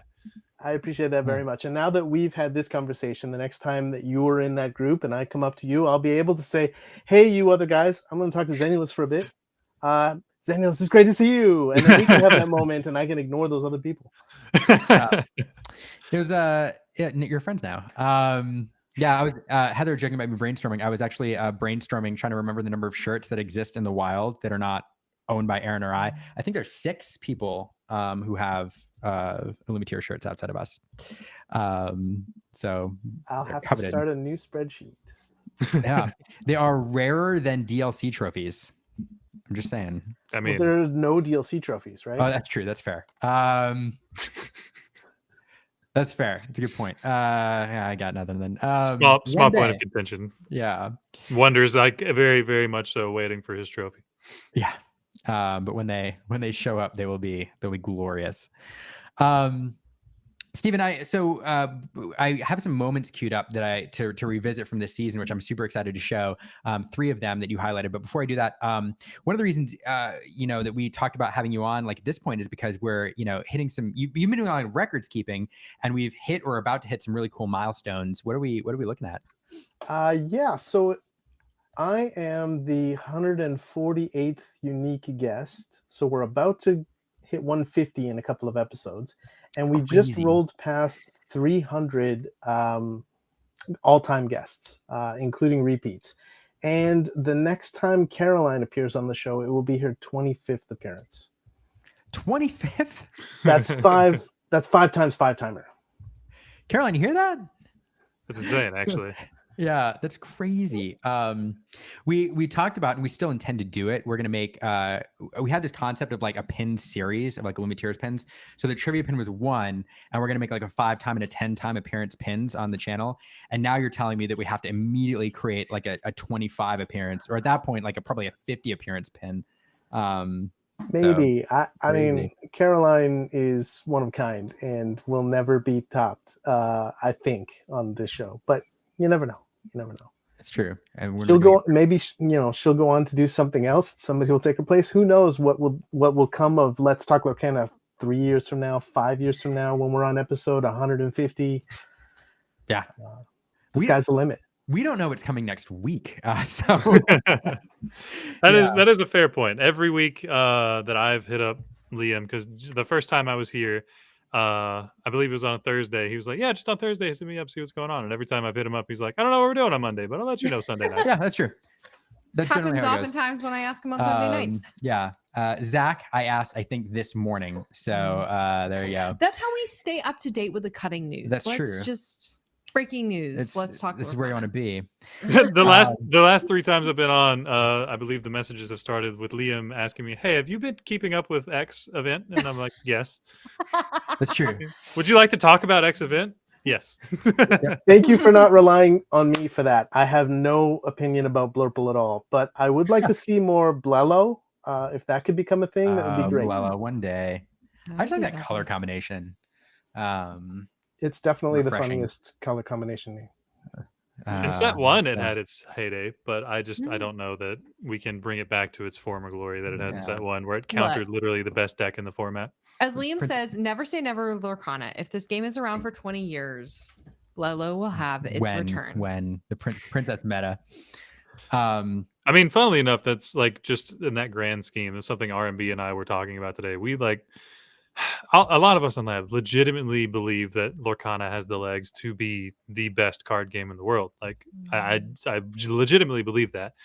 I just think we need a little bit more of a push and some more. But anyway, that's a different soapbox. No, I agree. I'm really excited to talk to people in our family community. Like people are like, "Wait, so you have this YouTube channel? Like, what do you do?" And I'm like, "It's like Pokemon, but for Disney." And I really just want to be like, big. I just really want to be like Lorcana. And they're like, yeah, like when you say like Pokemon to like a regular person. So anyway, I do want to, Stephen. I'm really excited for this. I am too. And kind of honor of like celebrating milestones and stuff. When you were going to come on this week, and we were meant to do it last week, and I didn't have time to edit. But when you were coming on, I said, "Hey, Stephen, are there moments? Because you've watched, I think, every show, right? Like, I don't know if you've missed a week in like 66 episodes, 66 and a half." But I asked you, like, hey, are there moments that stand out to you that you'd like to kind of revisit as kind of a retrospective? And there are 3 that I pulled up. The first one involves somebody watching tonight, Sarah. Do you want to kind of tee this up for us? Oh yeah, this is fantastic. I'm now casting history. So what I think we're about to see is one of my favorite moments from the show of all time. It is when Sarah Lorcana, librarian, was talking about her first experiences as a judge. I'm actually not sure what DLC it was, but she was doing this interview while in the airport, waiting to catch the plane to come home, and talking about doing a deck check on a young competitor. And that's probably all the intro that we need if you're going to play it next. Yeah. I had to. One of the things I was doing was doing deck checks. So we would just do a random number, and I'd go to the table, grab the decks and all that. And I got to do a deck check on a young lady who was 7 years old. She was rocking a Brooms deck. And it was the funnest thing because when I came up, and, you know, I'm very official with it, like, hello players, you know, you've been randomly selected for a deck check. Please surrender your decks in the deck box. And her face was just like, did I do something wrong? You know, and her opponent was like, oh, this is just part of being a competitive player. It's all good. And we're just going to, you know, exchange these decks. And he like told her how it goes down. And she was like, okay, all right. And I got back and I was like, thank you, competitor. Good luck with your competition. She's like, okay. And it was like, she was in like, you know, like, yeah, I'm a competitor, you know? And so it was the best thing. Saw little Lily. I mean, it was so good to see these players and have to act like I don't know who anybody is. Walking by, look good at it. Yeah. I don't know. What a fun moment. My favorite clip. Just the authenticity of that moment and her retelling it is fantastic. That's what you get on this show. You get people talking, you get people acting their normal selves, and these moments come out. Wow. I appreciate that. I also love that. I like grew a little bit from that moment, just learning like how to, I don't know, like how to interact with people, how to, I don't know. It was a great moment. Yeah, it was. I think it was one of the first illustrations we saw on a broader platform about young competitors playing in these DLCs, because it was Chicago, so it was the second DLC we had, and so I love that kind of Sarah brought to light that we are becoming this family game, you know, that spans generations, that spans demographics, and so it's really beautiful to like watch that come to fruition, watch this kid get a deck check at a DLC. Like it's really cool. Well, I mean, yeah, to that point, I mean, even in Atlanta, we were having younger competitors do well. There was one girl, I was doing fairly well. I think like in Atlanta, I started off with 3 2-0s, and there was a girl, she couldn't have been more than 7, like 2 tables down from me. It was actually a higher seed than I was. And she was playing Amber Amethyst Hyper Aggro. Her opponent that game was playing Ruby Sapphire, and so he went first, and I saw him like eating something, play a popsicle, and I was like, "Oh, you poor man, you have no idea." And she absolutely like just floored him with. It was less than 5 minutes that they were stood up and like gone. But no, we have things like that happen at every DLC where a young player is taking out someone who's genuinely considered to be good at the game. Then we have people like Luca on Team Ohana that's trying to bring up his age demographic and has like very openly said, I'm trying to make teenagers better so that everybody faces a teenager is scared. So no, this is very much so and then, you know, not also to mention Daniel and Lily. Lily is like amazing. Also a very good player. Like every set that comes out, one of the first things that Humble does is make Lily Fossa, because Lily's got to have a deck for the set. Yeah, I think of to shout out another young player. I always think of building Lily Fossa, and then Kyla, Enchanted Hunter's daughter, has Perdita Surprise, which keeps recurring. And anyway, that was such a fun moment. When you said that, Steven, I was like, I gotta pull it up. That was a good one. I do have another one. Second moment here that we're going to call up. This one involves a guest that we've had a couple times from across the pond, jumping in unexpectedly. They do tend to jump in unexpectedly on our show. What's your lead into this? What are we about to talk about? We're Can you give me a hint? Yeah. I mean, I sent you a bunch of stuff, but I don't remember exactly what it was. A name correction that needed to happen from across the pond. Yeah. Okay. So this must be a person that I haven't met, but I would love to someday. It's Baker, Lorcana villain, who is authentically Londoner. And so he knows better than anyone, not just because he's an incredible fan of The Great Mouse Detective, but because he speaks English. He speaks English. British. Right. Yeah. He speaks British. That's a better way to put it. Yeah. So he was able to give us the correct pronunciation on a particular card. And I think that's what you've got queued up. Yeah. Yep. And there was a little tech issue here, so you're gonna hear a weird segue here as he chimes in. But this is super fun. And that can really help inform your competitive decisions. I know we're getting off of set. That's amazing. I want to talk about that, but first we need to address something real quick. Baker, how do we pronounce it? Okay, so Aaron, say the calculator name again. Flavisham. Yeah. Wait. Oh, Flavisham. It's Flavisham. Let me say it. Flavisham. Flavisham. Thank you. Also, Lorcana bro. Flavisham. Love your content. Great player. Loving hearing everything you're saying. Philatites. The C is silent. Philatites. it's not Philocities. Philatites. Oh man. We weren't gonna It's sad how much I got worked up over. I'm just gonna call him Phil. Call him Phil. Anyway, I'm gonna leave you to it. Loving listening to this as you were. Thank you. I was gonna finish that with I love that man, but just all three of just all of those men, just incredible. In my memory, there was video of him. I thought that he had a camera on him at that time. I think the thing about Baker is he has such a voice, right? Yeah. When you just hear it, you can just envision the emotions and the emotes and how he's moving. So I'm sure in your memory you saw it. Yeah. Yeah. I'm sure.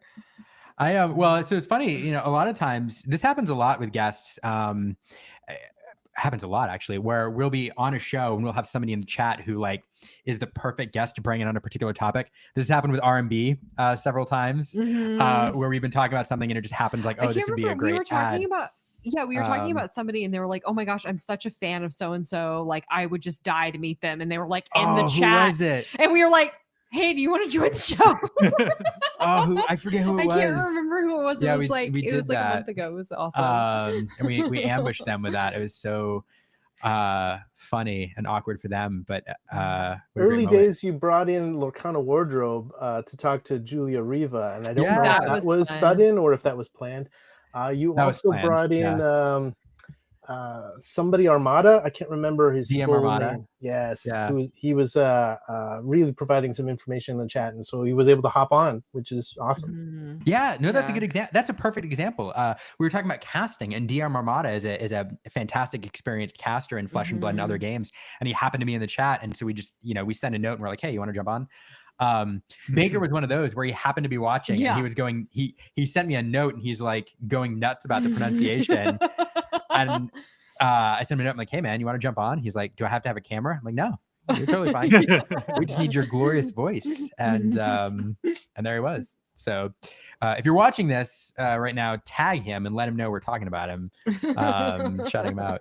If he appears right now, I would lose my mind.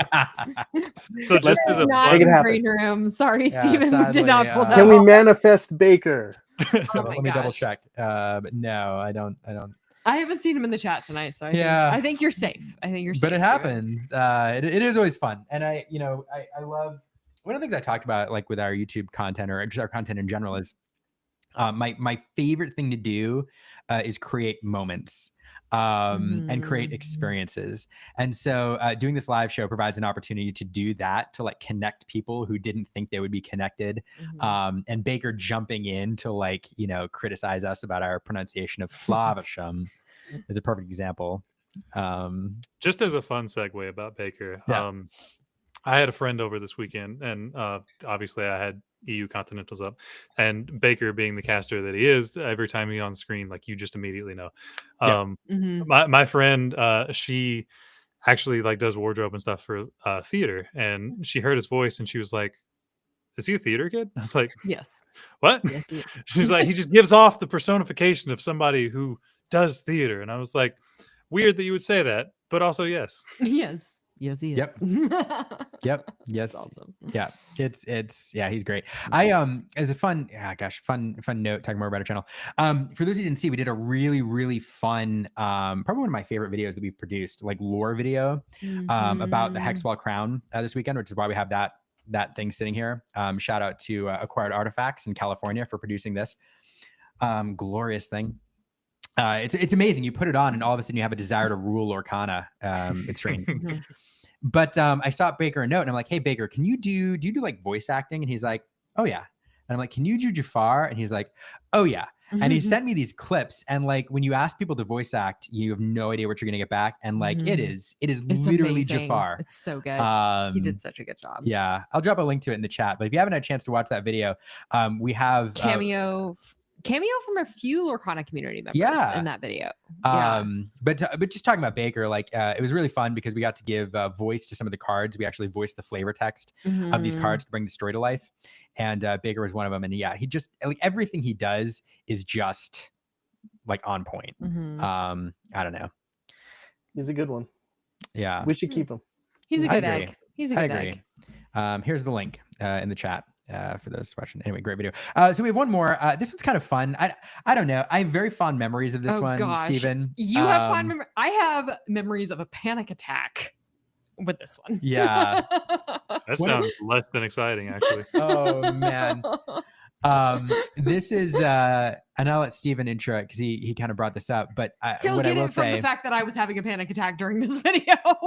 sometimes like the best moments come from like unexpected places. Like this was a time we were doing an episode and we had some I think the worst or the second worst tech issues we've ever had. I think it was probably the worst tech issue we've ever had.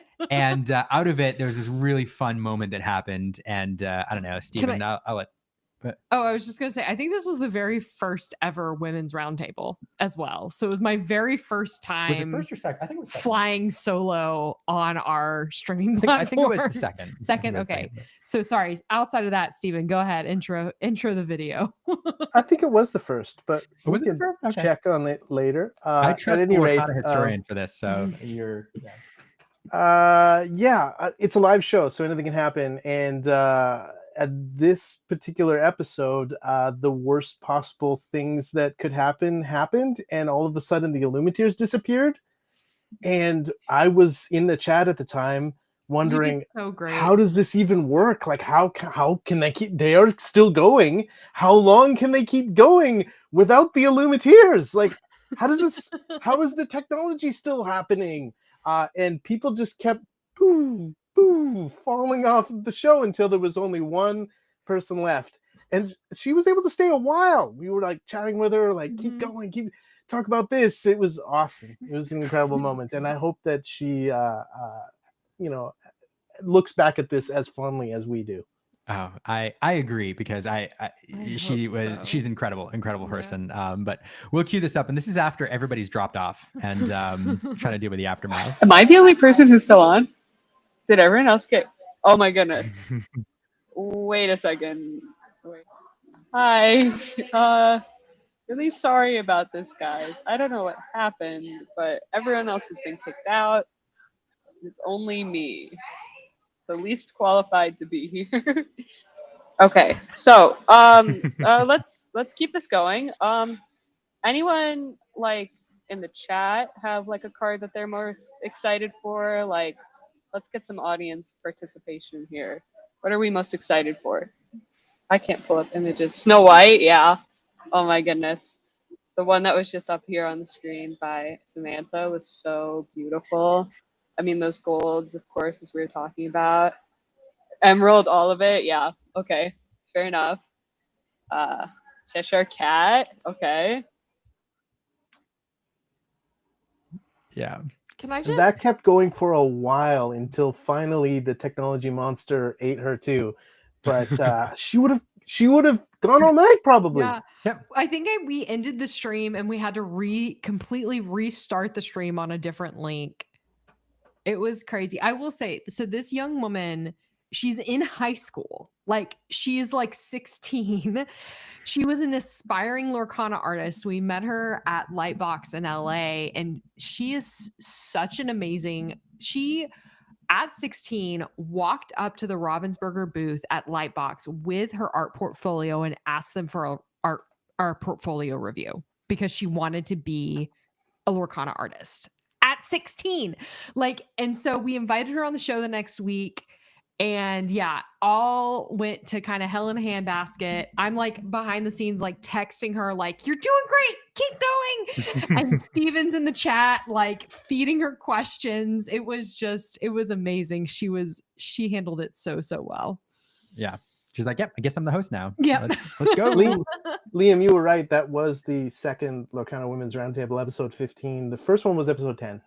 Oh, okay. There we go. That was when I had aspirations to do that once a month. Yeah. And has then that I since had a died with child. yeah, I was about to say, has that since died with having more responsibilities? Yes. That'll happen. But anyway, those are the 3 clips I had queued up. All suggested by Steven, based on your experience with the show. Ton of fun. Thanks for I don't know, allowing us to relive those. Yeah. Many of our Thanks for asking. Many of our shorts that I absolutely love. We don't have very many of them, but we do have a few. Most of them are made by Steven, that exist, especially if they're the shorts of Let's Talk Lorcana. Mm-hmm. So, and they are often like some of my favorite moments. Like, I watch on the regular the short, Steven, you made about where people where Liam basically invited people to just kidnap our child at TLC Fort Worth. He's like, "Anybody who wants to watch our child, let us know." And I was like, it's just okay. Yeah, I'm gonna. Oh gosh, see, I don't even have that queued up, but I don't know. That was a good one. Yeah, that was a fun one to make because when you're making a short, you've just got whoever's talking, and you don't know who's going to pop into the short next. Like, you don't really know unless you watch that episode who all was there. A lot of people were there. Yeah, yeah. A lot of people were there. That was the DM Armada episode. All right, I said that was going to be the last clip, and because we do need to get to trivia and say goodbye to everybody, but I'm gonna see if I can actually play this from our. It's like my favorite short of all time. Yeah, let's see if I can. Let's see if it'll play with volume. It is not playing with volume. Not No. for me. There's no audio. Oh well, bummer. Yeah. But it's a good one. You might be able to put a link in the chat. Yeah, we'll drop a link in the chat. But it's pretty. Now it's playing in the background, which is very awkward. We're good. It's a live show. That's what you get. It's great. I'll post a link. This is one of my favorite shorts like ever of all time. So there you go. Everybody go watch it. Yes, R&B could have been kidnapped. Baby Cosma. Take a look. Anyway, I'm going to bring in another member of our team here, Caroline, to do some trivia. But and I was setting him before I go, but Steven, thanks so much for like everything you do behind the scenes, and and just being a great supporter of the channel. Well, you're welcome. I would love to keep doing it. I mean, having people like you, having people like Caroline, Fergus, Logan, I would include you in this. Like, y'all's support of our channel allows us to get to continue producing this content in a sustainable way so that we can spend time with our daughter. Like, we can have like a little bit of a life outside of this and our day jobs. And so we're really, really appreciative for the community that surrounds us behind the scenes to like make all of this happen every single week. So thank you so much for all that you do. I think we all recognize that this show and you too are a huge benefit to the community. And so however we can support that continuing to happen and get better and get easier and get stronger is what we want to do. I'm sure Zen feels the same way. Oh, absolutely. I mean, if anybody does any sort of content creation, they know how draining it can be, how many hours of the day it can take. So I'm stoked that I get to come talk with you guys whenever I get the opportunity. So if it makes the load a little lighter, I'm more than happy to do it. Yeah. Well, thanks so much to both of you. And speaking of supporters, let's bring in Caroline, whose intro I don't have queued up. Oh my goodness. Who are you Yeah, right Stahl, now? Aaron Stahl.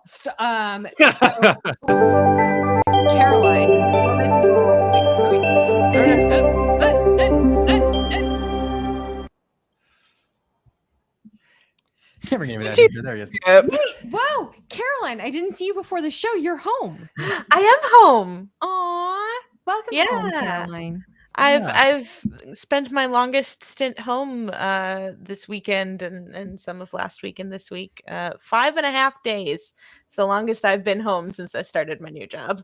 Imagine having a job. Like, come on. So Caroline, not only our resident trivia master, but the woman who keeps Liam and I sane, who is on the phone with us at oftentimes 1 or 2 in the morning, dealing with all the crazy things that go on behind our channel and behind our Discord community. We're just really, really appreciative that we have you in our life. So thank you, Caroline, for all you do for us. Right back at you. And honestly, just very grateful to be here and that y'all, picked me up however many months ago that was. It's funny watching that clip back from Sarah's airport show because that was also my first show. Oh, really? Yeah. Oh my gosh. That's so cool. And now, what did you say, Stephen? 25? 25 shows later. 25 appearances from Caroline. Holy Congratulations! Yay! That's wild. You can rent a car. I'm not sure that's how that works. Could be. I don't know. Yeah. All right. Well, so we're gonna do some trivia here as we do. Riley's right. I am running on like 5 hours of sleep right now. Because last night was the last show of the Eras tour for Taylor Swift. Very important night. It was in Vancouver, Stephen. My hometown. And, I didn't get to go. But that's of course Pacific time and I am Eastern time. And so I stayed up until the end, which was at like 2:30. And then I had to be up to work this morning at 8:30. So I mean, like, who needs sleep though? Like, who needs sleep? It's fine. It's true. We'll sleep. You can sleep when we're old, right? Yeah. That's what I tell myself, and now here I am, like 10 years later. It's funny how your definition of old. Keeps, I was about to say keeps adjusting. Yeah. When are we gonna get old? Because I'd really like to sleep. Never. Yeah. Never.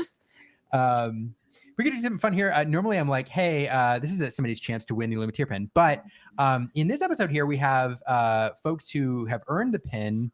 Are we gonna like wait? Don't tell me. No. Okay. But Stephen has. We sent him a pin. All three of us He's holding it have up. our pins here. So look at these Stephen beauties. hasn't got to play trivia live on air. Always in the Discord server, but like not live on air. So this will make the Lorcana pin like official.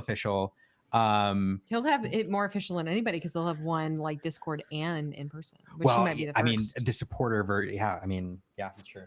Here we go. We have. Wait, hold on. Where's our pin? There. Everybody, yeah, we got a 4. It's like what's it called? When Captain Planet. Yeah, Captain Planet. Powers combined. He's a hero. Yeah, take pollution down to 0. That's a first. That's pretty cool. All right. Anyway, so what do we have this evening, Caroline? So this evening we've mentioned a lot of cards throughout the competitive section of the show, and so I figured I would pull some trivia items from throughout those times. So Liam, if you want to get those deck list slides ready. Oh yes, I'd love to. We can pull some of these cards up. Let me find the right button. This one. Okay. Let's start with the winning list, that Ruby Amethyst. So Belle, who is featured in this list and several other ones we looked at this evening, the rose that is at the center of her card will bloom until the beast turns what age? Oh. Well, I have a guess. Okay. I think it's the age at I think it's 25. I think it's. Is that right? It's not. I was going to try to say something funny about it. It's not 25. But it's wrong, so that's okay. I'm glad I didn't say anything funny about it. I can like hear the enchantress talking. Was it like the narrator's like, or the narrator talking about like what the enchantress was saying? Hold on. I am so excited to be on this side of the screen right now and be watching chat freak out. I feel about it. I see what they're saying, and I'm not saying what they're saying. Yeah. See, wow. like, so here's I was sitting here thinking 21, but then I was like, that's such, I feel like outside of the US, when that becomes our drinking age is like an arbitrary number. So is it really 21? But I felt like it was 21 and everybody in the chat is saying everybody's saying 20. Here's the kicker. Like you do the math on that and you're like, how many years was he a beast before, whatever? He must have gotten cursed like in his teens. That is just all sorts of like weird. Disney did not think that out thoroughly. Like there's just some problems there. Like, okay. I don't think it's a Disney original story either. So. No, it's not. No, I think it's. Have we not said it? Logan's like going into his mind palace. No. I can like hear the there. I think it's his 21st birthday. Yes, it is. Okay. Chad is correct. It is 21st year. No, first try. Good job, Danielus. No, not even first try. Like I can literally like just. I have that prologue memorized. Did you dig that out from your mind palace there, Logan? No, but like actually, so I've been a huge Beauty and the Beast fan since I like Cinderella and Beauty and the Beast were my two that I watched the most when I was like really little. I love that. Like to the point that when Beauty and the Beast first came out on IMAX, my family, like my brothers and my mom. When I say my family, we all went like a 2-hour drive to the only IMAX theater that we could watch it, and from our small town in Tennessee. I just had to play. I had to play the narration in my head like 3 times before it actually like said the whole thing. Yeah. Before the sound, the fuzzy sound from your memory finally came through the speakers. And you're wading through the books of like Lorcana knowledge to find the book that's like Beast's Beauty and the Beast narration. He's just like, and then the prince scowled and turned the old woman away. And I'm like, how old was he? RMB in the chat saying that he was a beast for 11 years. So he got cursed when he was 10? That's a long time. I mean, he was definitely Lumiere says 10 years we've been resting. So needing so much more than dusting. If I were a 10-year-old and an old woman showed up my front door, I would also turn her away. So, this is what you need to teach your children. Right? Yes. Saying like eternal torment to a 10-year-old. Dog, don't ever turn away strangers at the door. Things were different in the 1700s. Yeah. Back then, the 10-year-old was like an adult, I guess. Stranger danger. Like. He had a title and everything. Yeah. Well, I mean, he was like, the prince and over everyone in the castle at that point. So, I mean, It's fair. Man, all right. That story has completely changed for me now. All right. Ready for the next one? I don't know. I think this one might be a little easier for y'all. This is a little tribute to the card that Artabax took out of his deck. If we want to go to his deck, it's actually not in there. No, it's not. It's Bonsai. No, it's these deck lists are super useful. Oh, Gazelle. Definitely. So, what Latin pop star voices Gazelle? Oh dear God. Who is Shakira? Thank you. Well done, Aaron. Aaron so off of like, to be honest, wouldn't have got it right. That's how like off of pop music I am. I just love that song. We literally ask our Echo to play it every single morning, and I say the artist's name. Yeah, it's true. And That's it's not so Gazelle. cute. Olena will stand and she'll dance. It's so cute. Yeah, it's good. Okay, That's rolling precious. right along. All right, next question. We talked a lot about Calhoun and how strong she is an addition to Steel decks. What is Fix-It Felix's nickname for her? I know. I think. Are you serious? Oh. It's a key plot point. Yeah, so he calls it like you got me feeling like the honey glows. I don't remember. I don't remember. You've got me on this one. I am feeling terrible about my performance in trivia tonight. I can't wait to come back. I just watched this movie not too long ago. It's not sugar. Something sugar. Mm-mm. No, it wouldn't be sugar No, it's related. I don't Sugar think it Rush. would be boots. I don't know. Something about No. toughness. It is related to her profession.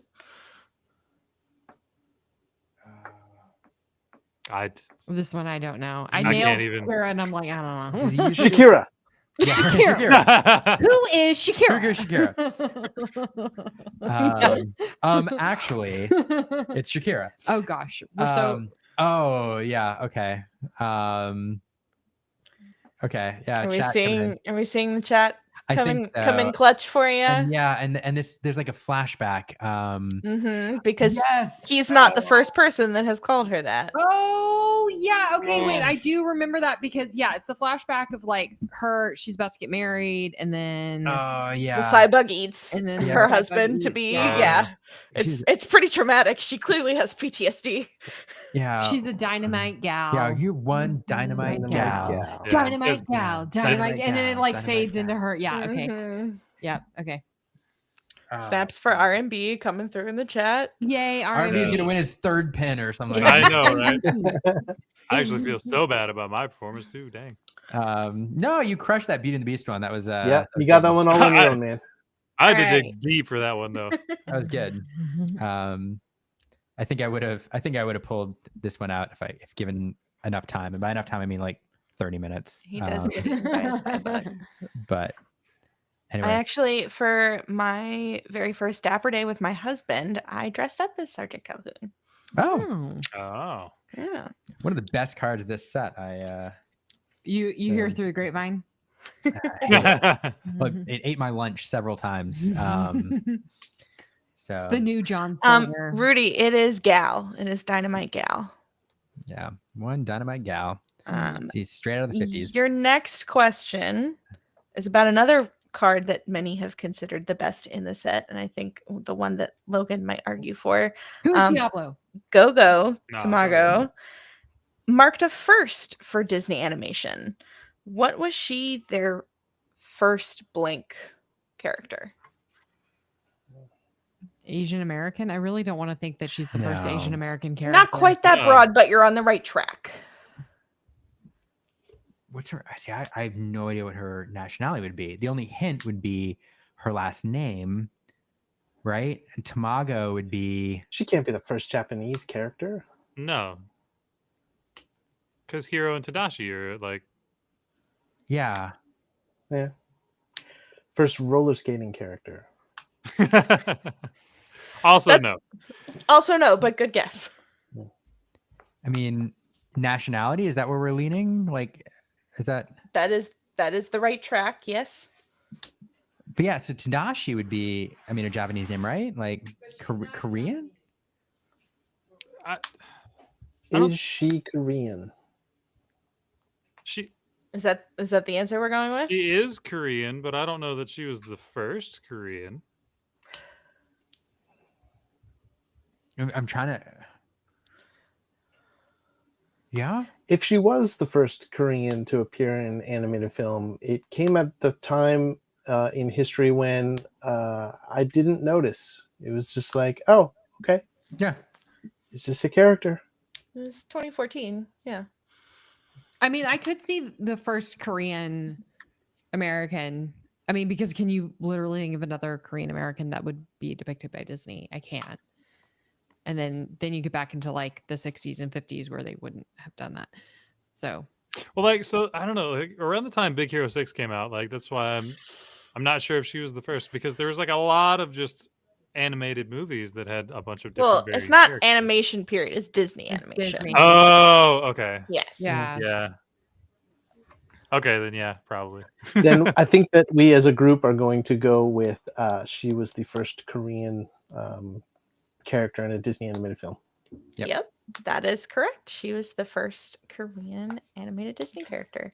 Thank you, everyone in chat. Yeah. Props to Riley for knowing that right off the bat. No questions asked. Yeah. I think, Yeah, it's an interesting question because I think there's a time where Disney would have just put characters in and then just not given any thought to their backstory. Just been like, yeah, it's a character. So it's interesting.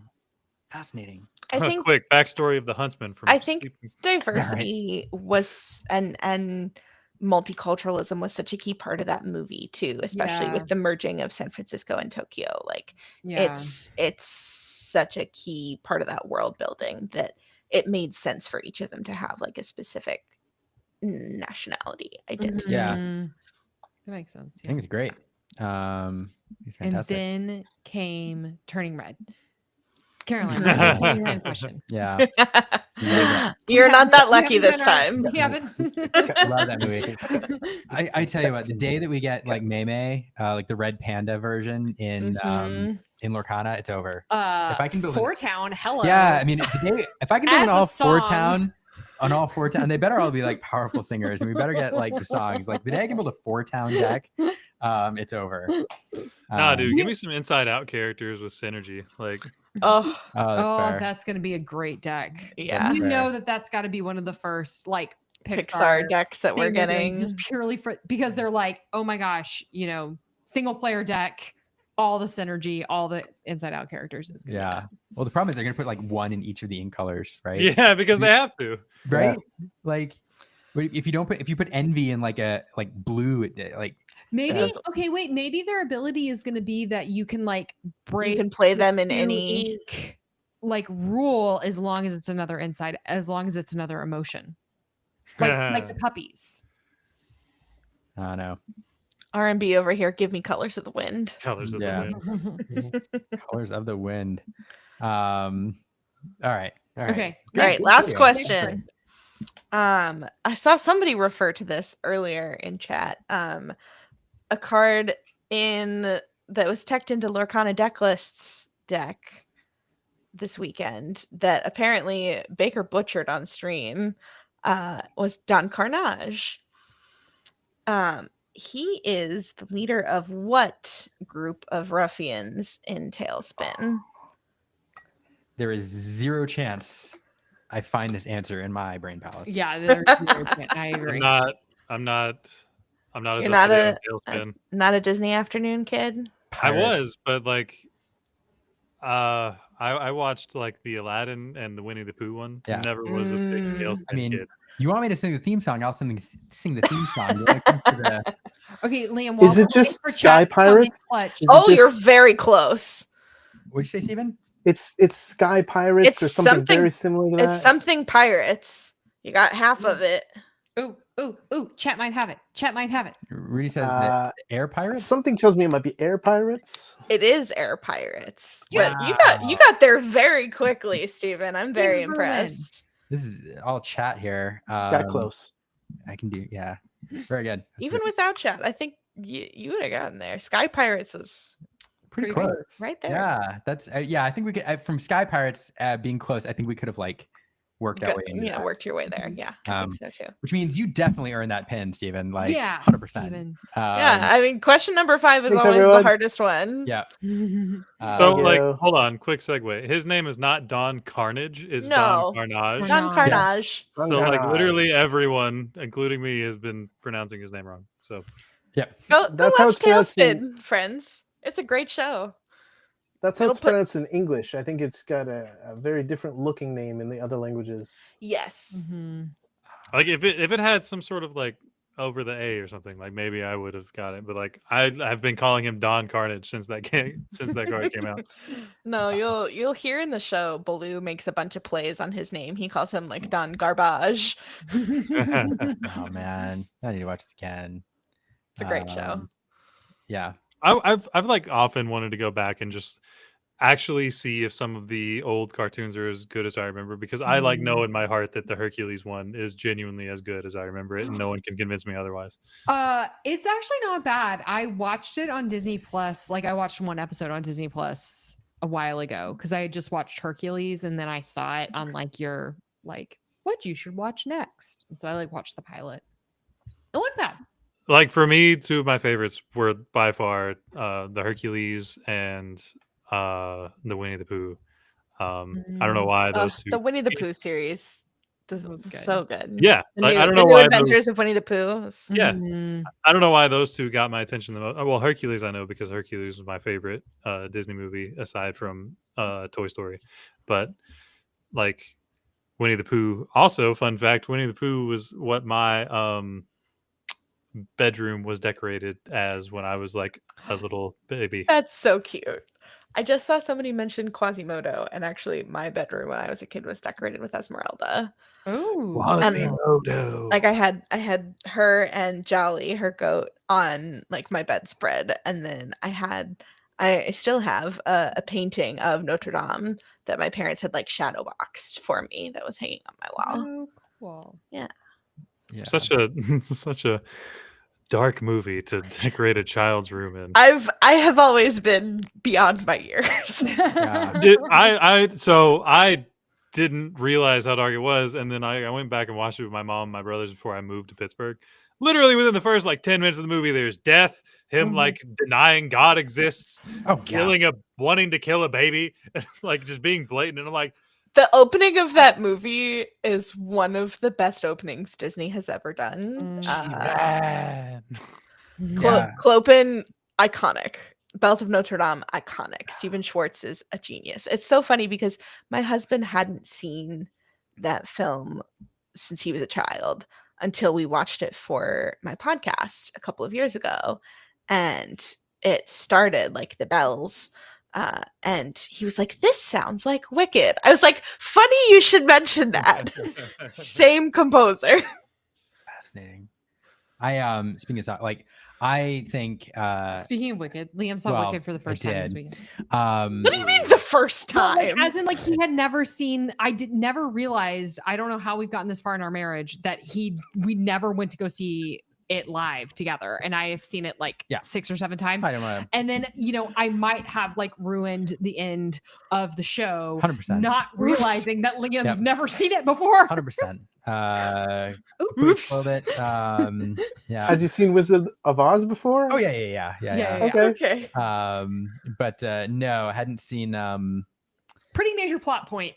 I just completely ruined. So, which was fun. No, I was, which I appreciate. We were chatting about the movie and enjoying it, and we saw it this weekend too. It was amazing, incredible. So no notes.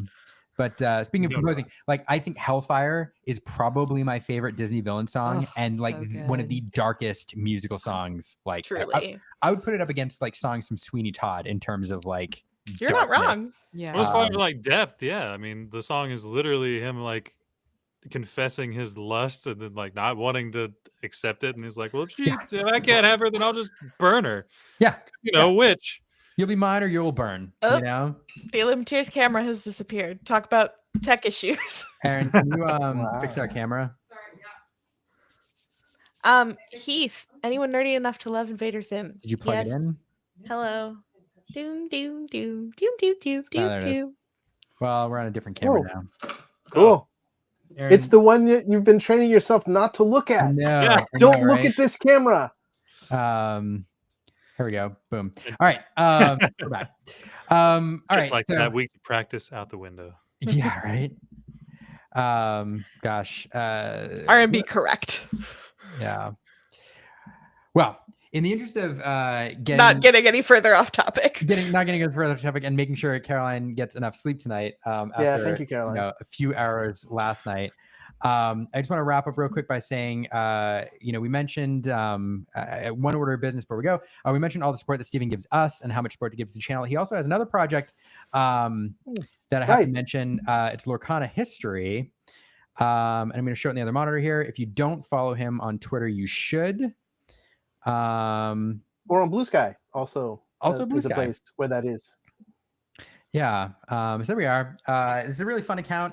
Steven, every single day you can find little tidbits of what happened on that day in Lorcana history. Right now it's looking back a year, but as this goes on, we're going to have more and more, fun events to talk about. So it's a really cool account. Yes. Coming up this week, we will have some stuff that is 2 years old. So pretty excited about that. That's so cool. And look at this. Wild. Illuminateers in history. It's fun stuff. Glimmer Gang, all sorts of fun stuff here. So definitely an account to follow. Lorcana Goons reaching 1,000 subscribers. Look at that. crushing us in subscriber numbers. Thanks for humbling us there. That was a year ago. I don't know what they're at now. Way more than us. So there you go. But definitely make sure you follow Steven, not only, what he does with us, but then on Twitter at Lorcana History. Fantastic account. So, and with that, I'm going to go around the horn here, ask for any closing thoughts from everyone. So we can, again, get some sleep tonight. But Steven, I'll start with you. Last in, any closing thoughts before we sign off? Earlier in the show, you had said some clips from our first season, which was an interesting way to put it, I guess. Yeah. It doesn't really feel like a season is coming to a close, but I guess the year is coming to a close, and we're going to start looking back at 2024 as the second year of Lorcana, or the third, depending on when you start counting. I'm excited to be a part of it. I'm excited that you're a part of it. I'm excited that I'm really enjoying looking back at the history and seeing where we've come and looking at what's happening now and being excited about talking about it in a year. Yeah. So stay tuned, and everybody keep enjoying the news. Everybody keep having moments, and everybody keep talking about them and putting them on social media. That's what makes us a community. And on that note, talking about history, I'm going to post a link to your Twitter account here. I don't have your Blue Sky account up, but if anybody wants to follow Steven, definitely click on that link and give Lorcana History a follow. Hey, Liam. Yo.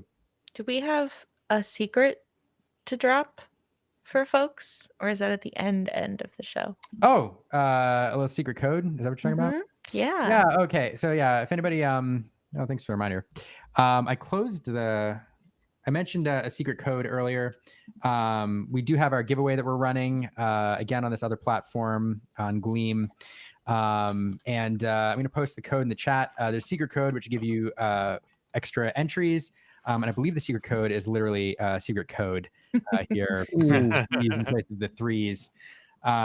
So give that a go. That should work. Thanks for the reminder. That should give you 5 extra entries to our holiday giveaway. Hopefully that works out. And again, if you have any feedback on the Gleam platform, if it's not working for you for whatever reason, let us know. We found it a convenient way to run cross-platform giveaways, but if it's not working, we appreciate the feedback. So one of those E's in the secret code is actually an E, so be on the lookout for that. That's true. Thanks, Caroline. We'll do that there. And Caroline, speaking of that, any closing thoughts this week? I am really looking forward to going back and watching some of the EU coverage, because I did not wake up early for once to watch any of that. So that is probably what I will spend a lot of time doing in my hotel this week. I drive back to my new job tomorrow evening, so that may be how I spend much of my drive, listening to those matches and time alone in the hotel. And I'm really looking forward to how the rest of the meta shakes out. We have CCS 8K this weekend. We have the rest of the Cross Continental Challenge. We still have some significant events between now and North American Continentals, and I am really interested to see how things shift between now and then, because I think someone said it earlier, there's no way to predict what that's going to look like now. Yeah, no, totally agree. There's a lot coming up. Yeah. I'm also looking forward to talking next week about some of the non-competitive things that happened this past weekend. Yes, there's so much to talk about. Hopefully we get some more news this week, but plenty to talk about next week. So I agree.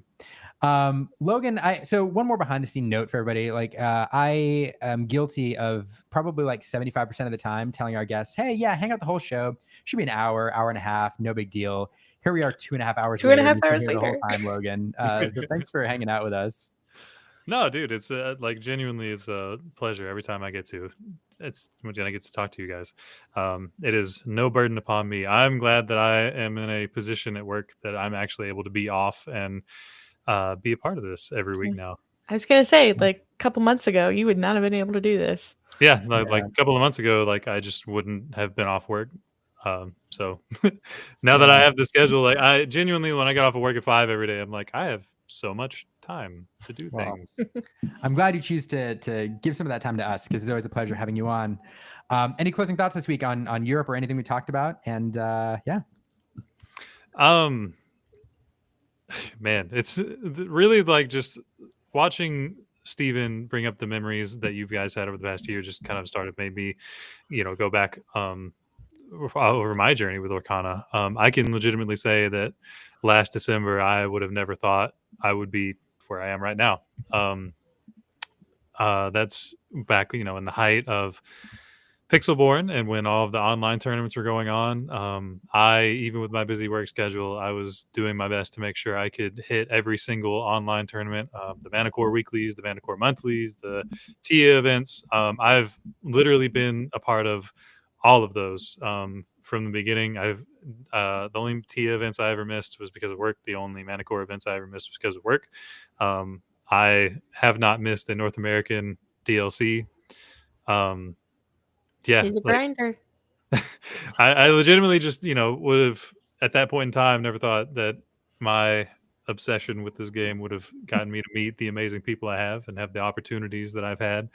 And I, in a lot of ways, have found a second family. And every time I get to meet or talk with one of you guys,